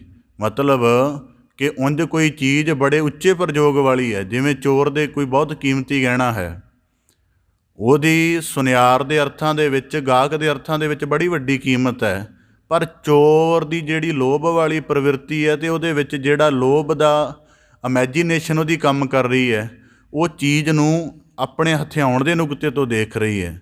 ਅਤੇ ਫਿਰ ਉਹ ਹੌਲੀ ਹੌਲੀ ਜਦੋਂ ਬਹੁਤ ਜ਼ਿਆਦਾ ਉਹਦਾ ਮਨ ਦਾ ਸੁਭਾਅ ਚੱਲੀ ਜਾਂਦਾ ਲੋਭ ਕਰਕੇ ਫਿਰ ਉਹਦਾ ਕਰਮ ਬਣਦਾ ਹੈ। ਉਹ ਉਸ ਵਸਤ ਦੇ ਨੇੜੇ ਨੇੜੇ ਰਹਿੰਦਾ ਹੈ, ਉਹਦੇ ਬਾਰੇ ਪੂਰਾ ਗਿਆਨ ਜਿਹਾ ਲੈਂਦਾ ਹੈ ਕਿ ਕਿਵੇਂ ਇਹਨੂੰ ਪ੍ਰਾਪਤ ਕਰਨਾ ਹੈ, ਫਿਰ ਇਹਨੂੰ ਕਰ ਲੈਂਦਾ ਹੈ। ਇਸ ਕਰਕੇ ਆਪਣੇ ਮਨ ਦੇ ਸੁਭਾਅ ਬਾਰੇ ਬੜਾ ਜਾਣਨਾ ਜ਼ਰੂਰੀ ਹੈ। ਇਸ ਕਰਕੇ ਇੱਕ ਸੂਫੀ ਸਾਧਕਾਂ ਦੇ ਜੀਵਨ 'ਚ ਗੱਲ ਮਿਲਦੀ ਹੈ। ਉਹਨਾਂ ਨੂੰ ਕਿਸੇ ਨੇ ਪੁੱਛਿਆ ਜੀ ਮਨ ਦਾ ਸੁਭਾਅ ਬਾਰੇ ਸਾਨੂੰ ਗਿਆਨ ਦਿਓ, ਅਤੇ ਸੂਫੀ ਸਾਧਕਾਂ ਦਾ ਇਹ ਬੜਾ ਕਮਾਲ ਹੈ, ਹਰ ਗੱਲ ਨੂੰ ਬੜਾ ਸਾਦਾ ਸਮਝਾਉਂਦੇ ਨੇ। ਜਿਸ ਮਹਾਤਮਾ ਨੂੰ, ਜਿਸ ਸਾਧਕ ਨੂੰ ਉਹਨਾਂ ਨੇ ਇਹ ਪ੍ਰਸ਼ਨ ਪੁੱਛਿਆ, ਉਹ ਕਹਿਣ ਲੱਗੇ ਕਿ ਕਿਹਨੂੰ ਪ੍ਰਤੱਖ ਦਿਖਲਾਵਾਂਗੇ। ਉਹ ਇੱਕ ਛੋਟੀ ਜਿਹੀ ਉਮਰ ਦੇ ਬਾਲਕ ਨੂੰ ਨਾਲ ਲੈ ਗਏ, ਨਾਲ ਉਸ ਜਗਿਆਸੂ ਨੂੰ ਲੈ ਗਏ। ਬਾਜ਼ਾਰ ਵਿੱਚੋਂ ਗੁਜ਼ਰੇ, ਦੇਖਿਆ ਕਿ ਬੱਚਾ ਆਪਣੇ ਕਦਮਾਂ ਦੀ ਸੁੱਧ ਭੁੱਲ ਕੇ ਬਾਜ਼ਾਰ ਦੀ ਹਰੇਕ ਦੁਕਾਨ ਵੱਲ ਦੇਖਦਾ ਅਤੇ ਉਹਦਾ ਹਰੇਕ ਦੁਕਾਨ 'ਤੇ ਰੁਕਣ ਨੂੰ ਜੀਅ ਕਰਦਾ। ਉਸ ਸੂਫੀ ਸਾਧਕ ਨੇ ਬੱਚੇ ਨੂੰ ਪੁੱਛਿਆ ਕਿਸੇ ਦੁਕਾਨ 'ਤੇ ਰੁਕਣਾ? ਕਹਿੰਦਾ ਹਾਂ। ਰੁਕਿਆ, ਉੱਥੋਂ ਬੜੀਆਂ ਵਸਤਾਂ ਉਹਨੇ ਲੈ ਲਈਆਂ, ਦੂਸਰੀ ਤੀਸਰੀ 10 12 ਸਾਰੇ ਬਾਜ਼ਾਰ 'ਚ ਉਹਨੇ ਇੰਝ ਹੀ ਕੀਤਾ। ਵਾਪਸ ਆ ਗਏ, ਆ ਕੇ ਉਸ ਜਗਿਆਸੂ ਨੂੰ ਕਹਿਣ ਲੱਗਾ ਤੇਰੇ ਇਸ ਪ੍ਰਸ਼ਨ ਦਾ ਜਵਾਬ ਤੈਨੂੰ ਮਿਲ ਗਿਆ ਹੋਵੇਗਾ। ਕਹਿੰਦਾ ਜੀ ਨਹੀਂ, ਮੈਨੂੰ ਨਹੀਂ ਮਿਲਿਆ, ਤੁਸੀਂ ਦਿੱਤਾ ਹੀ ਨਹੀਂ ਹੈ, ਤੁਸੀਂ ਤਾਂ ਸਾਨੂੰ ਬਾਜ਼ਾਰ ਘੁਮਾ ਕੇ ਲੈ ਆਏ ਹੋ। ਕਹਿੰਦਾ ਦਰਅਸਲ ਤੇਰਾ ਪ੍ਰਸ਼ਨ ਸੀ ਮਨ ਦਾ ਸੁਭਾਅ। ਕਹਿੰਦਾ ਹੁਣ ਇਹ ਬੱਚਾ ਆਪਣੇ ਮਨ ਦੇ ਸੁਭਾਅ ਦੇ ਤਲ 'ਤੇ ਜੀ ਰਿਹਾ। ਉਦਾਹਰਨ ਦੇ ਤੌਰ 'ਤੇ ਸੁੰਦਰ ਖਿਡੌਣਾ ਦੇਖਿਆ, ਖਿਡੌਣੇ ਦੇ ਦ੍ਰਿਸ਼ ਨੂੰ ਇਹਨੂੰ ਸਜੀਵ ਲੱਗਿਆ, ਉਹਨੇ ਆਕਰਸ਼ਣ ਪੈਦਾ ਕੀਤਾ। ਹੁਣ ਇਹ ਆਕਰਸ਼ਣ ਇਹਦੀ ਲੋੜ ਹੈ ਜਾਂ ਨਹੀਂ, ਇਸ ਗੱਲ ਦਾ ਨਿਰਣਾ ਬੁੱਧੀ ਨੇ ਕਰਨਾ ਸੀ। ਭਾਵ ਉਦਾਹਰਨ ਦੇ ਤੌਰ 'ਤੇ ਥੋੜ੍ਹਾ ਜਿਹੜਾ 12 15 ਸਾਲ ਵਾਲਾ ਬੱਚਾ, ਉਹਨੂੰ ਕੀ ਖਿਡੌਣੇ ਦੀ ਲੋੜ ਹੈ, ਜਾਂ ਉਹਦਾ ਕੀ ਉਹ ਮਨ ਪਰਚਾਵਾ ਕਰੇਗਾ? ਉਹਦਾ ਤਾਂ ਕੁਝ ਹੋਰ ਤਰ੍ਹਾਂ ਦਾ ਮਨ ਪਰਚਾਵੇ ਦੇ ਸਾਧਨ ਬਣਨਗੇ। ਕਹਿੰਦੇ ਇਸ ਕਰਕੇ ਇਹਦੀ ਬੁੱਧੀ ਨੇ ਨਿਰਣਾ ਹੀ ਨਹੀਂ ਕੀਤਾ, ਅਤੇ ਇਹਨੇ ਆਪਣੇ ਮਨ ਦਾ ਫੁਰਨਾ ਪੂਰਾ ਕਰ ਲਿਆ ਅਤੇ ਉੱਥੋਂ ਲੈ ਲਿਆ। ਦੂਜੀ ਦੁਕਾਨ 'ਤੇ ਜਾ ਕੇ ਵੀ ਇਹਨੇ ਜਿਹੜਾ ਮਨ ਦਾ ਸੁਭਾਅ ਉਹ ਨਹੀਂ ਜਾਚਿਆ, ਬਸ ਉਹਨੇ ਕਿਹਾ ਕਰ ਲਿਆ। ਇਸ ਕਰਕੇ ਉਹ ਕਹਿੰਦਾ ਇਹ ਭਾਵ ਹੈ ਕਿ ਜਦੋਂ ਫੁਰਨੇ ਸਿੱਧੇ ਕਰਮ ਬਣਨੇ ਸ਼ੁਰੂ ਹੋ ਜਾਣ ਤਾਂ ਸਮਝ ਲੈਣਾ ਕਿ ਅਸੀਂ ਮਨ ਦੇ ਸੁਭਾਅ ਅਧੀਨ ਹੈ, ਸਾਡਾ ਆਪਣਾ ਕੋਈ ਸੁਭਾਅ ਨਹੀਂ ਹੈ।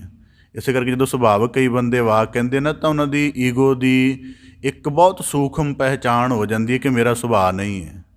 ਜਦੋਂ ਕਿਤੇ ਬਹੁਤ ਇੰਟੈਂਸ ਗੱਲਬਾਤ ਦੇ ਵਿੱਚ ਕਿਤੇ ਬੈਠੇ ਹੋਈਏ ਤਾਂ ਉਦੋਂ ਪਤਾ ਲੱਗ ਜਾਂਦਾ ਕਿ ਬੰਦਾ ਆਪਣੇ ਪੱਧਰ 'ਤੇ ਨਹੀਂ ਬੋਲ ਰਿਹਾ, ਤਾਂ ਮਨ ਦਾ ਸੁਭਾਅ ਬੋਲ ਰਿਹਾ ਹੈ। ਅਤੇ ਵੱਖਰੀ ਗੱਲ ਹੈ ਵਾਕ ਇਹ ਆਪਣਾ ਦੇ ਰਿਹਾ, ਆਪਣੀ ਹਿਊਮਨ ਹੋਣ ਦੀ ਜਿਹੜੀ ਗੱਲ ਕਹਿ ਰਿਹਾ ਕਿ ਮੈਂ ਨਹੀਂ ਕਰਦਾ ਇੰਝ।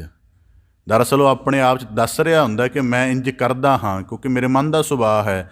ਤਾਂ ਭਗਤ ਕਬੀਰ ਸਾਹਿਬ ਜੀ ਕਹਿੰਦੇ ਜਹ ਅੰਨ ਪਾਓ ਤਹ ਭੈ ਨਹੀਂ।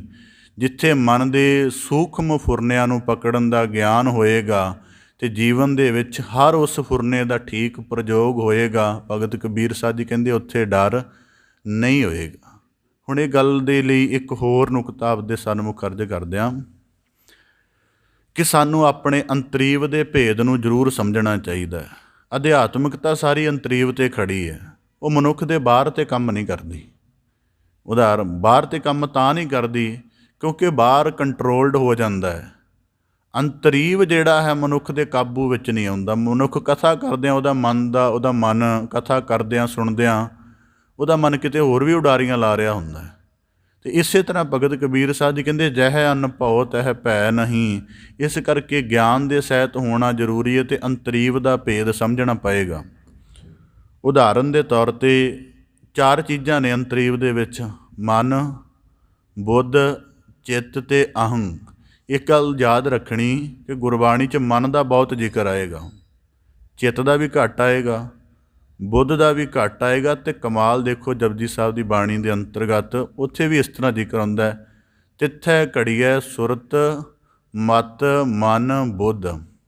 ਸੁਰਤ ਮਤ ਪਹਿਲਾਂ ਕਰ ਦਿੱਤੇ ਗੁਰੂ ਸਾਹਿਬ ਜੀ ਨੇ। ਕਿਉਂ? ਕਿਉਂਕਿ ਪਹਿਲਾਂ ਜੇ ਗਿਆਨ ਹੋਏਗਾ ਤਾਂ ਮਨ ਦੀ ਘਾੜਤ ਹੋਏਗੀ। ਜੇ ਸੁਰਤ ਅੰਦਰ ਗਿਆਨ ਦੇ ਸਾਰੇ ਖਿਆਲ ਮੌਜੂਦ ਹੋਣਗੇ ਅਤੇ ਜਦੋਂ ਸ਼ੁਭ ਮਤ ਬਣਨੀ ਹੈ ਤਾਂ ਸ਼ੁਭ ਖਿਆਲ ਆਪਣੇ ਆਪ ਅੱਗੇ ਆ ਜਾਏਗਾ। ਜਿਵੇਂ ਅੰਮ੍ਰਿਤ ਵੇਲਾ ਹੈ ਅਤੇ ਜਿਸ ਮਤ ਸੁਰਤ ਦੇ ਵਿੱਚ ਪਹਿਲਾਂ ਹੀ ਗਿਆਨ ਦਾ ਜਾਂ ਗੁਰੂ ਕੀ ਮਰਜ਼ਾਦਾ ਦਾ ਖਿਆਲ ਪਿਆ ਹੋਇਆ ਹੈ, ਜਦੋਂ ਵੇਲਾ ਬਣੇਗਾ ਅਤੇ ਸਿੱਖ ਦੀ ਮਤ ਆਪਣੇ ਆਪ ਉਹ ਖਿਆਲ ਉੱਥੇ ਆ ਕੇ ਆਪਣੀ ਜਗ੍ਹਾ ਲੈ ਲਏਗਾ ਅਤੇ ਫਿਰ ਉਹ ਖਿਆਲ ਜਗ੍ਹਾ ਲੈ ਕੇ ਮਨ ਨੂੰ ਵੀ ਪ੍ਰੇਰੇਗਾ ਕਿ ਭਾਈ ਬੰਦਗੀ ਦੇ ਚੌਂਕੜੇ ਦਾ ਅਭਿਆਸ ਲਾ ਕੇ ਬੈਠ ਜਾ। ਅਤੇ ਫਿਰ ਜਦੋਂ ਇਸ ਤਰ੍ਹਾਂ ਕਰੇਗਾ ਫਿਰ ਬੁੱਧ ਦੀ ਸਾਰੀ ਘਾੜਤ ਹੋ ਜਾਏਗੀ, ਭਾਵ ਫਿਰ ਜੀਵਨ ਬਿਲਕੁਲ ਗਿਆਨ ਵਿੱਚ ਢਲ ਜਾਵੇਗਾ। ਇਸ ਕਰਕੇ ਭਗਤ ਕਬੀਰ ਸਾਹਿਬ ਜੀ ਕਹਿੰਦੇ, ਜਹ ਅਨ ਭਉ ਤਹ ਭੈ ਨਹੀਂ। ਆਪਣੇ ਮਨ ਬਾਰੇ ਅੰਤਰੀਵ ਗਿਆਨ ਪ੍ਰਾਪਤ ਕਰਨਾ ਚਾਹੀਦਾ ਹੈ। ਇਸ ਕਰਕੇ ਸਾਨੂੰ ਭਗਤ ਕਬੀਰ ਸਾਹਿਬ ਜੀ ਕਹਿੰਦੇ, ਜਹ ਅਨ ਭਉ ਤਹ ਭੈ ਨਹੀਂ। ਇਸ ਕਰਕੇ ਇੱਥੇ ਅਨਭਉ ਦਾ ਅਰਥ ਜਿਹੜਾ ਗਿਆਨ ਹੈ ਉਹਦਾ ਭਾਵ ਇੱਕ ਇਹ ਵੀ ਹੈ ਕਿ ਜਦੋਂ ਮਨੁੱਖ ਗਿਆਨੀ ਹੋਣ ਲੱਗਦਾ ਹੈ ਉਦੋਂ ਹਰੇਕ ਚੀਜ਼ ਦਾ ਅੰਤਰੀਵੀ ਭੇਦ ਸਮਝਦਾ ਹੈ। ਗਿਆਨ ਦਾ ਭਾਵ ਬੁੱਝਣਾ ਹੁੰਦਾ ਹੈ, ਗਿਆਨ ਦਾ ਭਾਵ ਜਾਣਨਾ ਨਹੀਂ ਹੁੰਦਾ। ਬੁੱਝੋ, ਬੁੱਝ ਕੇ ਜਾਣੋ। ਤਾਂ ਭਗਤ ਕਬੀਰ ਸਾਹਿਬ ਜੀ ਕਹਿੰਦੇ, ਇਸੇ ਕਰਕੇ ਸੂਫੀ ਫਕੀਰ ਆਖਦੇ ਹਨ ਕਿ ਜਿਹੜਾ ਹੈ ਸਟਾਪ ਲਰਨਿੰਗ ਅਤੇ ਸਟਾਰਟ ਨੋਇੰਗ, ਭਾਵ ਕਿ ਜਾਣਨਾ ਬੰਦ ਕਰੋ, ਬੁੱਝਣਾ ਸ਼ੁਰੂ ਕਰੋ। ਅਤੇ ਭਗਤ ਕਬੀਰ ਸਾਹਿਬ ਜੀ ਕਹਿੰਦੇ, ਜਹ ਅਨ ਭਉ ਤਹ ਭੈ ਨਹੀਂ, ਭਾਵ ਕਿ ਇੱਕ ਦਿਨ ਦੀ ਸਾਧਨਾ ਕਰ ਲਓ। ਉਦਾਹਰਨ ਦੇ ਤੌਰ 'ਤੇ ਇਹਦੇ ਵਿੱਚ ਨਿੱਕੀ ਨਿੱਕੀ ਕਿਰਿਆ ਦੇ ਵਿੱਚ ਅਧਿਆਤਮ ਪਿਆ ਹੋਇਆ। ਮੈਂ ਕਈ ਦਫਾ ਲੋਕਾਂ ਨੂੰ ਭੋਜਨ ਛਕਦੇ ਦੇਖਦਾ ਵਿਆਹਾਂ ਆਦਿਕ ਦੇ ਵਿੱਚ, ਉੱਥੇ ਵੀ ਸਾਡੀ ਅਧਿਆਤਮਿਕਤਾ ਪਈ ਹੋਈ ਹੈ ਕਿ ਮਨੁੱਖ ਦੀ ਦੇਹ ਦੀ ਲੋੜ ਬੜੀ ਛੋਟੀ ਹੈ, ਜਾਂ ਉਹਦੀ ਜਿਹੜੀ ਜ਼ੁਬਾਨ ਦਾ ਸਵਾਦ ਹੈ ਉਹ ਬੜਾ ਠੀਕ ਜਿਹਾ ਕੋਈ ਇੱਕ ਅੱਧੇ ਪਦਾਰਥ ਤੱਕ ਸੀਮਤ ਹੈ, ਪਰ ਚੀਜ਼ਾਂ ਦੇ ਬਹੁਤ ਸਾਰੇ ਰੂਪ ਪਏ ਹੋਣ ਕਰਕੇ ਉਹਦੇ ਅੰਦਰ ਜਿਹੜੀ ਬੁੱਧੀ ਦਾ ਸੰਤੁਲਨ ਡੋਲ ਜਾਂਦਾ ਹੈ ਅਤੇ ਮਨ ਦਾ ਲੋਭ ਰੂਪ ਉਹਨੂੰ ਹੋਰ ਪਾਉਣ 'ਤੇ ਸੰਗ੍ਰਹਿਤ ਕਰਦਾ ਹੈ। ਅਤੇ ਭਗਤ ਕਬੀਰ ਸਾਹਿਬ ਜੀ ਕਹਿੰਦੇ, ਇੱਥੇ ਗਿਆਨ ਨਾ ਹੋਣ ਕਰਕੇ ਫਿਰ ਉਹ ਸਮੱਸਿਆ ਪੈਦਾ ਹੋ ਜਾਂਦੀ ਹੈ, ਰੋਗ ਪੈਦਾ ਹੋ ਜਾਂਦਾ, ਫਿਰ ਡਰ ਪੈਦਾ ਹੁੰਦਾ ਹੈ। ਇਸ ਕਰਕੇ ਅਧਿਆਤਮਿਕਤਾ ਕੋਈ ਇਕੱਲੀ ਗਿਆਨ ਦੀ ਚਰਚਾ ਇੱਕ ਜਗ੍ਹਾ ਕਰ ਲੈਣ ਥੋੜ੍ਹਾ ਹੈ।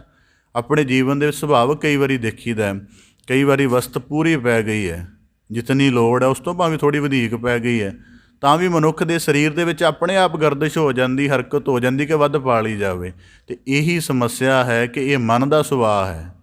ਬੁੱਧੀ ਦਾ ਸੁਭਾਅ ਪਿੱਛੇ ਰਹਿ ਗਿਆ, ਮਨ ਦਾ ਸੁਭਾਅ ਅੱਗੇ ਆ ਗਿਆ। ਤਾਂ ਹੀ ਭਗਤ ਕਬੀਰ ਸਾਹਿਬ ਜੀ ਨੇ ਕਿਹਾ, ਲੇਲੇ ਕਉ ਚੁੰਗੈ ਨਿਤ ਭੇੜ, ਕਿ ਜਿਹੜੀ ਬੁੱਧੀ ਨੇ ਮਨ ਦੇ ਸੁਭਾਅ ਨੂੰ ਰੋਕ ਕੇ ਤੇਰਾ ਜੀਵਨ ਬੈਲੈਂਸ ਰੱਖਣਾ ਸੀ ਉਹਨੂੰ ਕੀਤਾ ਨਹੀਂ। ਇਸ ਕਰਕੇ ਇੱਕ ਸਮਾਂ ਇੱਕ ਅਮਰੀਕਾ ਦੀ ਇੱਕ ਜੇਲ੍ਹਾਂ ਦੇ ਵਿੱਚ ਐਨਾਲਿਸਿਸ ਹੋਇਆ ਇੱਕ ਦਫਾ। ਉਹਨਾਂ ਨੇ, ਕਿਉਂਕਿ ਉੱਥੇ ਜਿਹੜੇ ਉਹ ਥੋੜ੍ਹੇ ਆਪਣੇ ਨਾਲੋਂ ਪੜ੍ਹਨ ਲਿਖਣ ਦੇ ਸਿਲਸਿਲੇ ਜ਼ਿਆਦਾ ਵਧੀਆ ਨੇ ਉੱਧਰ, ਉਹ ਕਿਸੇ ਦੀ ਡਾਕਟਰੇਟ ਦੀ ਖੋਜ ਸੀ। ਉਹਦੀ ਖੋਜ ਹੀ ਇਹ ਸੀ ਕਿ ਅਪਰਾਧੀ ਦਾ ਮਨੋਵਿਗਿਆਨ ਕੀ ਹੁੰਦਾ ਹੈ, ਵੀ ਜਿਹੜਾ ਬੰਦਾ ਕਾਤਲ ਹੈ, ਚੋਰ ਹੈ, ਡਾਕੂ ਹੈ, ਇਹ ਕੀ ਸੋਚਦਾ, ਕਿਵੇਂ ਮਹਿਸੂਸ ਕਰਦਾ, ਇਸ ਗੱਲ ਬਾਰੇ ਜਾਣਿਆ ਜਾਏ। ਉਹਨਾਂ ਨੇ ਇਸ ਗੱਲ ਬਾਰੇ ਜਾਣਿਆ ਤਾਂ ਉਹ ਇਸ ਸਿੱਟੇ 'ਤੇ ਪਹੁੰਚੇ ਕਿ ਜਦੋਂ ਪਹਿਲੀ ਦਫਾ ਉਹਨਾਂ ਦੇ ਅੰਦਰ ਕੋਈ ਘਾਟ ਪੈਦਾ ਹੋਈ, ਜਿੰਨੇ ਵੀ ਬਣੇ ਉਹਨਾਂ ਦੇ ਅੰਦਰ ਘਾਟ ਕੀ ਪੈਦਾ ਬਣੀ, ਉਹ ਚੰਗੇ ਸਮੂਹ ਵਿੱਚ ਬੈਠਣ ਤੋਂ ਹਟ ਗਏ, ਕੋਈ ਚੰਗੀ ਸੰਗਤ ਨਾ ਮਿਲੀ। ਉਸ ਤੋਂ ਇਲਾਵਾ ਜਿਸ ਕਿਸੇ ਦੀ ਸੰਗਤ ਮਿਲੀ ਉਹਨੇ ਉਸ ਗਲਤ ਕਰਮ ਦਾ ਇਸ ਤਰ੍ਹਾਂ ਦਾ ਭਰਮਾਊ ਗਿਆਨ ਦਿੱਤਾ ਕਿ ਉਹਨਾਂ ਦਾ ਮਨ ਠੱਗਿਆ ਗਿਆ। ਫਿਰ ਉਸ ਤਰ੍ਹਾਂ ਹੀ ਸੋਚਣ ਲੱਗ ਪਏ, ਉਸ ਤਰ੍ਹਾਂ ਹੀ ਵਿਵਹਾਰ ਕਰਨ ਲੱਗ ਪਏ, ਅਤੇ ਫਿਰ ਹਾਲਾਤ ਵੀ ਉਵੇਂ ਦੇ ਬਣਦੇ ਗਏ ਅਤੇ ਆਖਰ ਉਵੇਂ ਦੇ ਉਹ ਅਪਰਾਧੀ ਬਣ ਗਏ। ਇਸ ਕਰਕੇ ਜਿਹੜਾ ਜਾਨਵਰ ਘਰਾਂ ਦੇ ਵਿੱਚ ਆ ਜਾਂਦਾ ਉਹ ਪਾਲਤੂ ਹੁੰਦਾ ਹੈ, ਉਹ ਕਿਸੇ ਨੂੰ ਨਹੀਂ ਕੱਟਦਾ, ਪਰ ਜੰਗਲ ਦਾ ਜਾਨਵਰ ਹਿੰਸਕ ਰਹਿੰਦਾ ਹੈ। ਇਸ ਕਰਕੇ ਉਹਨਾਂ ਨੇ ਇਸ ਸਿੱਟੇ 'ਤੇ ਪਹੁੰਚੇ ਕਿ ਜਦੋਂ ਮਨੁੱਖ ਦੇ ਮਨ ਨੂੰ 10 ਤੋਂ 12 ਦਿਨ ਦੀਆਂ ਖਾਸ ਪਰਿਸਥਿਤੀਆਂ ਮਿਲਣ ਲੱਗ ਪੈਣ ਅਤੇ ਮਨੁੱਖ ਉਹਦੇ ਵਿੱਚ ਥੋੜ੍ਹਾ ਇੰਟਰਸਟ ਵੀ ਲੈਣਾ ਸ਼ੁਰੂ ਕਰ ਦੇ, ਅਤੇ ਸਮਝ ਲਓ ਮਨੁੱਖ ਉਸ ਹਾਲਤ ਦਾ ਗੁਲਾਮ ਜ਼ਿੰਦਗੀ ਦੇ ਕਿਸੇ ਨਾ ਕਿਸੇ ਸਮੇਂ 'ਤੇ ਜਾ ਕੇ ਜ਼ਰੂਰ ਹੋਏਗਾ। ਭਾਵ ਕਿ ਜਿੰਨੇ ਅਪਰਾਧੀ ਚੋਰ ਡਾਕੂ ਬਣੇ ਨੇ, ਇਹਨਾਂ ਦਾ ਬਚਪਨ, ਇਹਨਾਂ ਦਾ ਬਾਕੀ ਜੀਵਨ ਦੱਸਦਾ ਹੈ ਕਿ ਜੀਵਨ ਦੇ ਵਿੱਚ ਕਿਸੇ ਨਾ ਕਿਸੇ ਵਿਪਰੀਤ ਹਾਲਾਤਾਂ ਦੇ ਵਿੱਚ ਇਹ ਫਸੇ ਰਹੇ।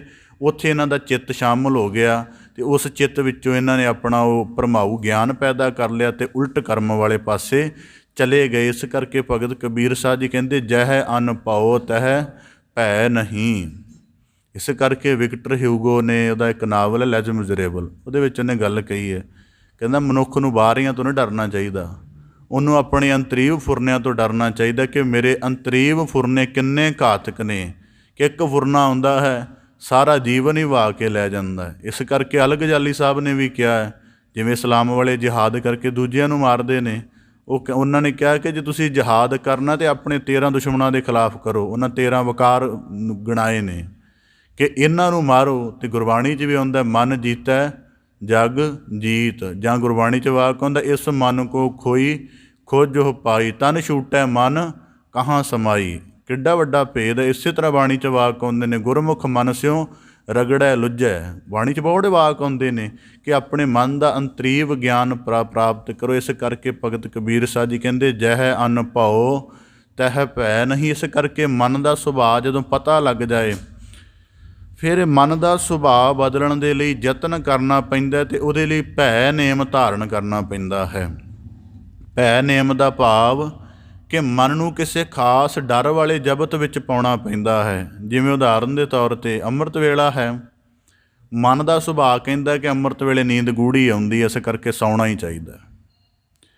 ਪਰ ਜਿਹੜਾ ਗੁਰੂ ਮਰਜ਼ਾਦਾ ਦਾ ਭੈ ਵਾਲਾ ਨੇਮ ਹੈ, ਉਹ ਕਹੇਗਾ ਕਿ ਇਹ ਅੰਮ੍ਰਿਤ ਵੇਲੇ ਦਾ ਜਿਹੜਾ ਪ੍ਰਕਿਰਤਿਕ ਮਾਹੌਲ ਹੈ, ਇਹ ਸਾਡੀ ਬੰਦਗੀ ਲਈ, ਸਾਡੇ ਗਿਆਨ ਦੀ, ਸਾਡੇ ਧਿਆਨ ਦੀ, ਸਿਫਤ ਸਲਾਹ ਦੇ ਲਈ ਬੜਾ ਹੀ ਸਹਾਇਕ ਹੈ, ਕਿਉਂਕਿ ਇਹਦੇ ਵਿੱਚ ਇਕਾਗਰਤਾ ਹੈ, ਇਕੱਲਤਾ ਹੈ, ਇਹਦੇ ਵਿੱਚ ਸਭ ਕੁਝ ਬਹੁਤ ਮਹੱਤਵਪੂਰਨ ਹੈ। ਮਨ ਦੇ ਸੁਭਾਅ ਨੇ ਕਿਹਾ ਨੀਂਦ ਗੂੜੀ ਆਉਂਦੀ ਹੈ, ਅਤੇ ਉਹ ਮਨ ਦਾ ਨਿਵਾਣ ਵਾਲਾ ਸੁਭਾਅ ਹੈ। ਮਨ ਦਾ ਹੀ ਸੁਭਾਅ ਜਦੋਂ ਉਚੇਰਾ ਹੋਏਗਾ, ਉਹ ਕਹੇਗਾ ਇਹ ਵੇਲਾ ਸਾਜ਼ਗਾਰ ਹੈ। ਇਸ ਕਰਕੇ ਤਾਂ ਕਰਕੇ ਭਗਤ ਕਬੀਰ ਸਾਹਿਬ ਜੀ ਨੇ ਕਿਹਾ, ਜਹ ਅਨ ਭਾਓ ਤਹ ਭੈ ਨਹੀਂ। ਇਸ ਕਰਕੇ ਜਿਹੜਾ ਵੱਡਾ ਭੈ ਸਾਜਣਾ ਹੈ, ਉਹਦੇ ਲਈ ਸਾਨੂੰ ਇੱਕ ਵੱਡਾ ਡਰ ਵੀ ਰੱਖਣਾ ਪਏਗਾ ਆਪਣੇ ਆਪ ਦੇ ਵਿੱਚ, ਅਤੇ ਉਹ ਡਰ ਵੀ ਗਿਆਨ ਵਾਲਾ ਹੀ ਹੋਏਗਾ। ਕੋਈ ਐਵੇਂ ਦਾ ਡਰ ਨਹੀਂ ਹੋਏਗਾ ਕਿ ਉਹ ਆਪਣੇ ਹਰ ਕਿਸਮ ਦੇ ਡਰ ਵਿੱਚ ਰਹਿ ਕੇ ਆਪਣੇ ਜੀਵਨ ਦੀ ਸੰਭਾਲ ਕਰਨੀ। ਇਸ ਕਰਕੇ ਭਗਤ ਕਬੀਰ ਸਾਹਿਬ ਜੀ ਕਹਿੰਦੇ, ਜਿਹੜੇ ਇਸ ਤਰ੍ਹਾਂ ਦੇ ਅਨਭਉ ਡਰ ਦੇ ਵਿੱਚ ਰਹਿੰਦੇ ਹਨ, ਤਹ ਭੈ ਨਹੀਂ, ਉਹਨਾਂ ਨੂੰ ਕੋਈ ਡਰ ਨਹੀਂ। ਮੈਂ ਸੁਭਾਵਿਕ ਕਈ ਵਾਰੀ ਕਿਤੇ ਉਹ ਪਹਿਲਾਂ ਜਦ ਵਿਚਰਦੇ ਸਾਂ ਤਾਂ ਕਿਸੇ ਦਫਾ ਮਤਲਬ ਥੋੜ੍ਹਾ ਆਪਣਾ ਉਹ ਇਨੋਸੈਂਸ ਜਿਹਾ ਸੁਭਾਅ, ਕਦੀ ਚੀਜ਼ਾਂ ਦੀ ਬਹੁਤੀ ਪਰਵਾਹ ਨਹੀਂ ਕਰੀਦੀ, ਤਾਂ ਉੱਥੇ ਸੁਭਾਵਿਕ ਕਈ ਵਾਰੀ ਕਹਿਣਾ ਤਾਂ ਮੈਂ ਕਈ ਦਫਾ ਜਦ ਕਿਤੇ ਖਰੀਦਦਾਰੀ ਕਰਨ ਜਾਂਦਾ ਸੁਭਾਵਿਕ, ਮੈਂ ਕਿਹਾ ਜੀ ਮੈਨੂੰ ਇਹਨਾਂ ਦੀ ਕੀ ਪਰਵਾਹ, ਤੁਸੀਂ ਭਾਵੇਂ ਬਟਨ ਕੈਮਰੇ ਲਗਾ ਲਓ, ਭਾਵੇਂ ਜੋ ਮਰਜ਼ੀ ਲਗਾ ਲਓ, ਮੈਂ ਤਾਂ ਪਹਿਲਾਂ ਹੀ ਇੱਕ ਭੈ ਦੇ ਵਿੱਚ ਹਾਂ ਕਿ ਮੈਨੂੰ ਕੋਈ ਦੇਖ ਰਿਹਾ ਹੈ।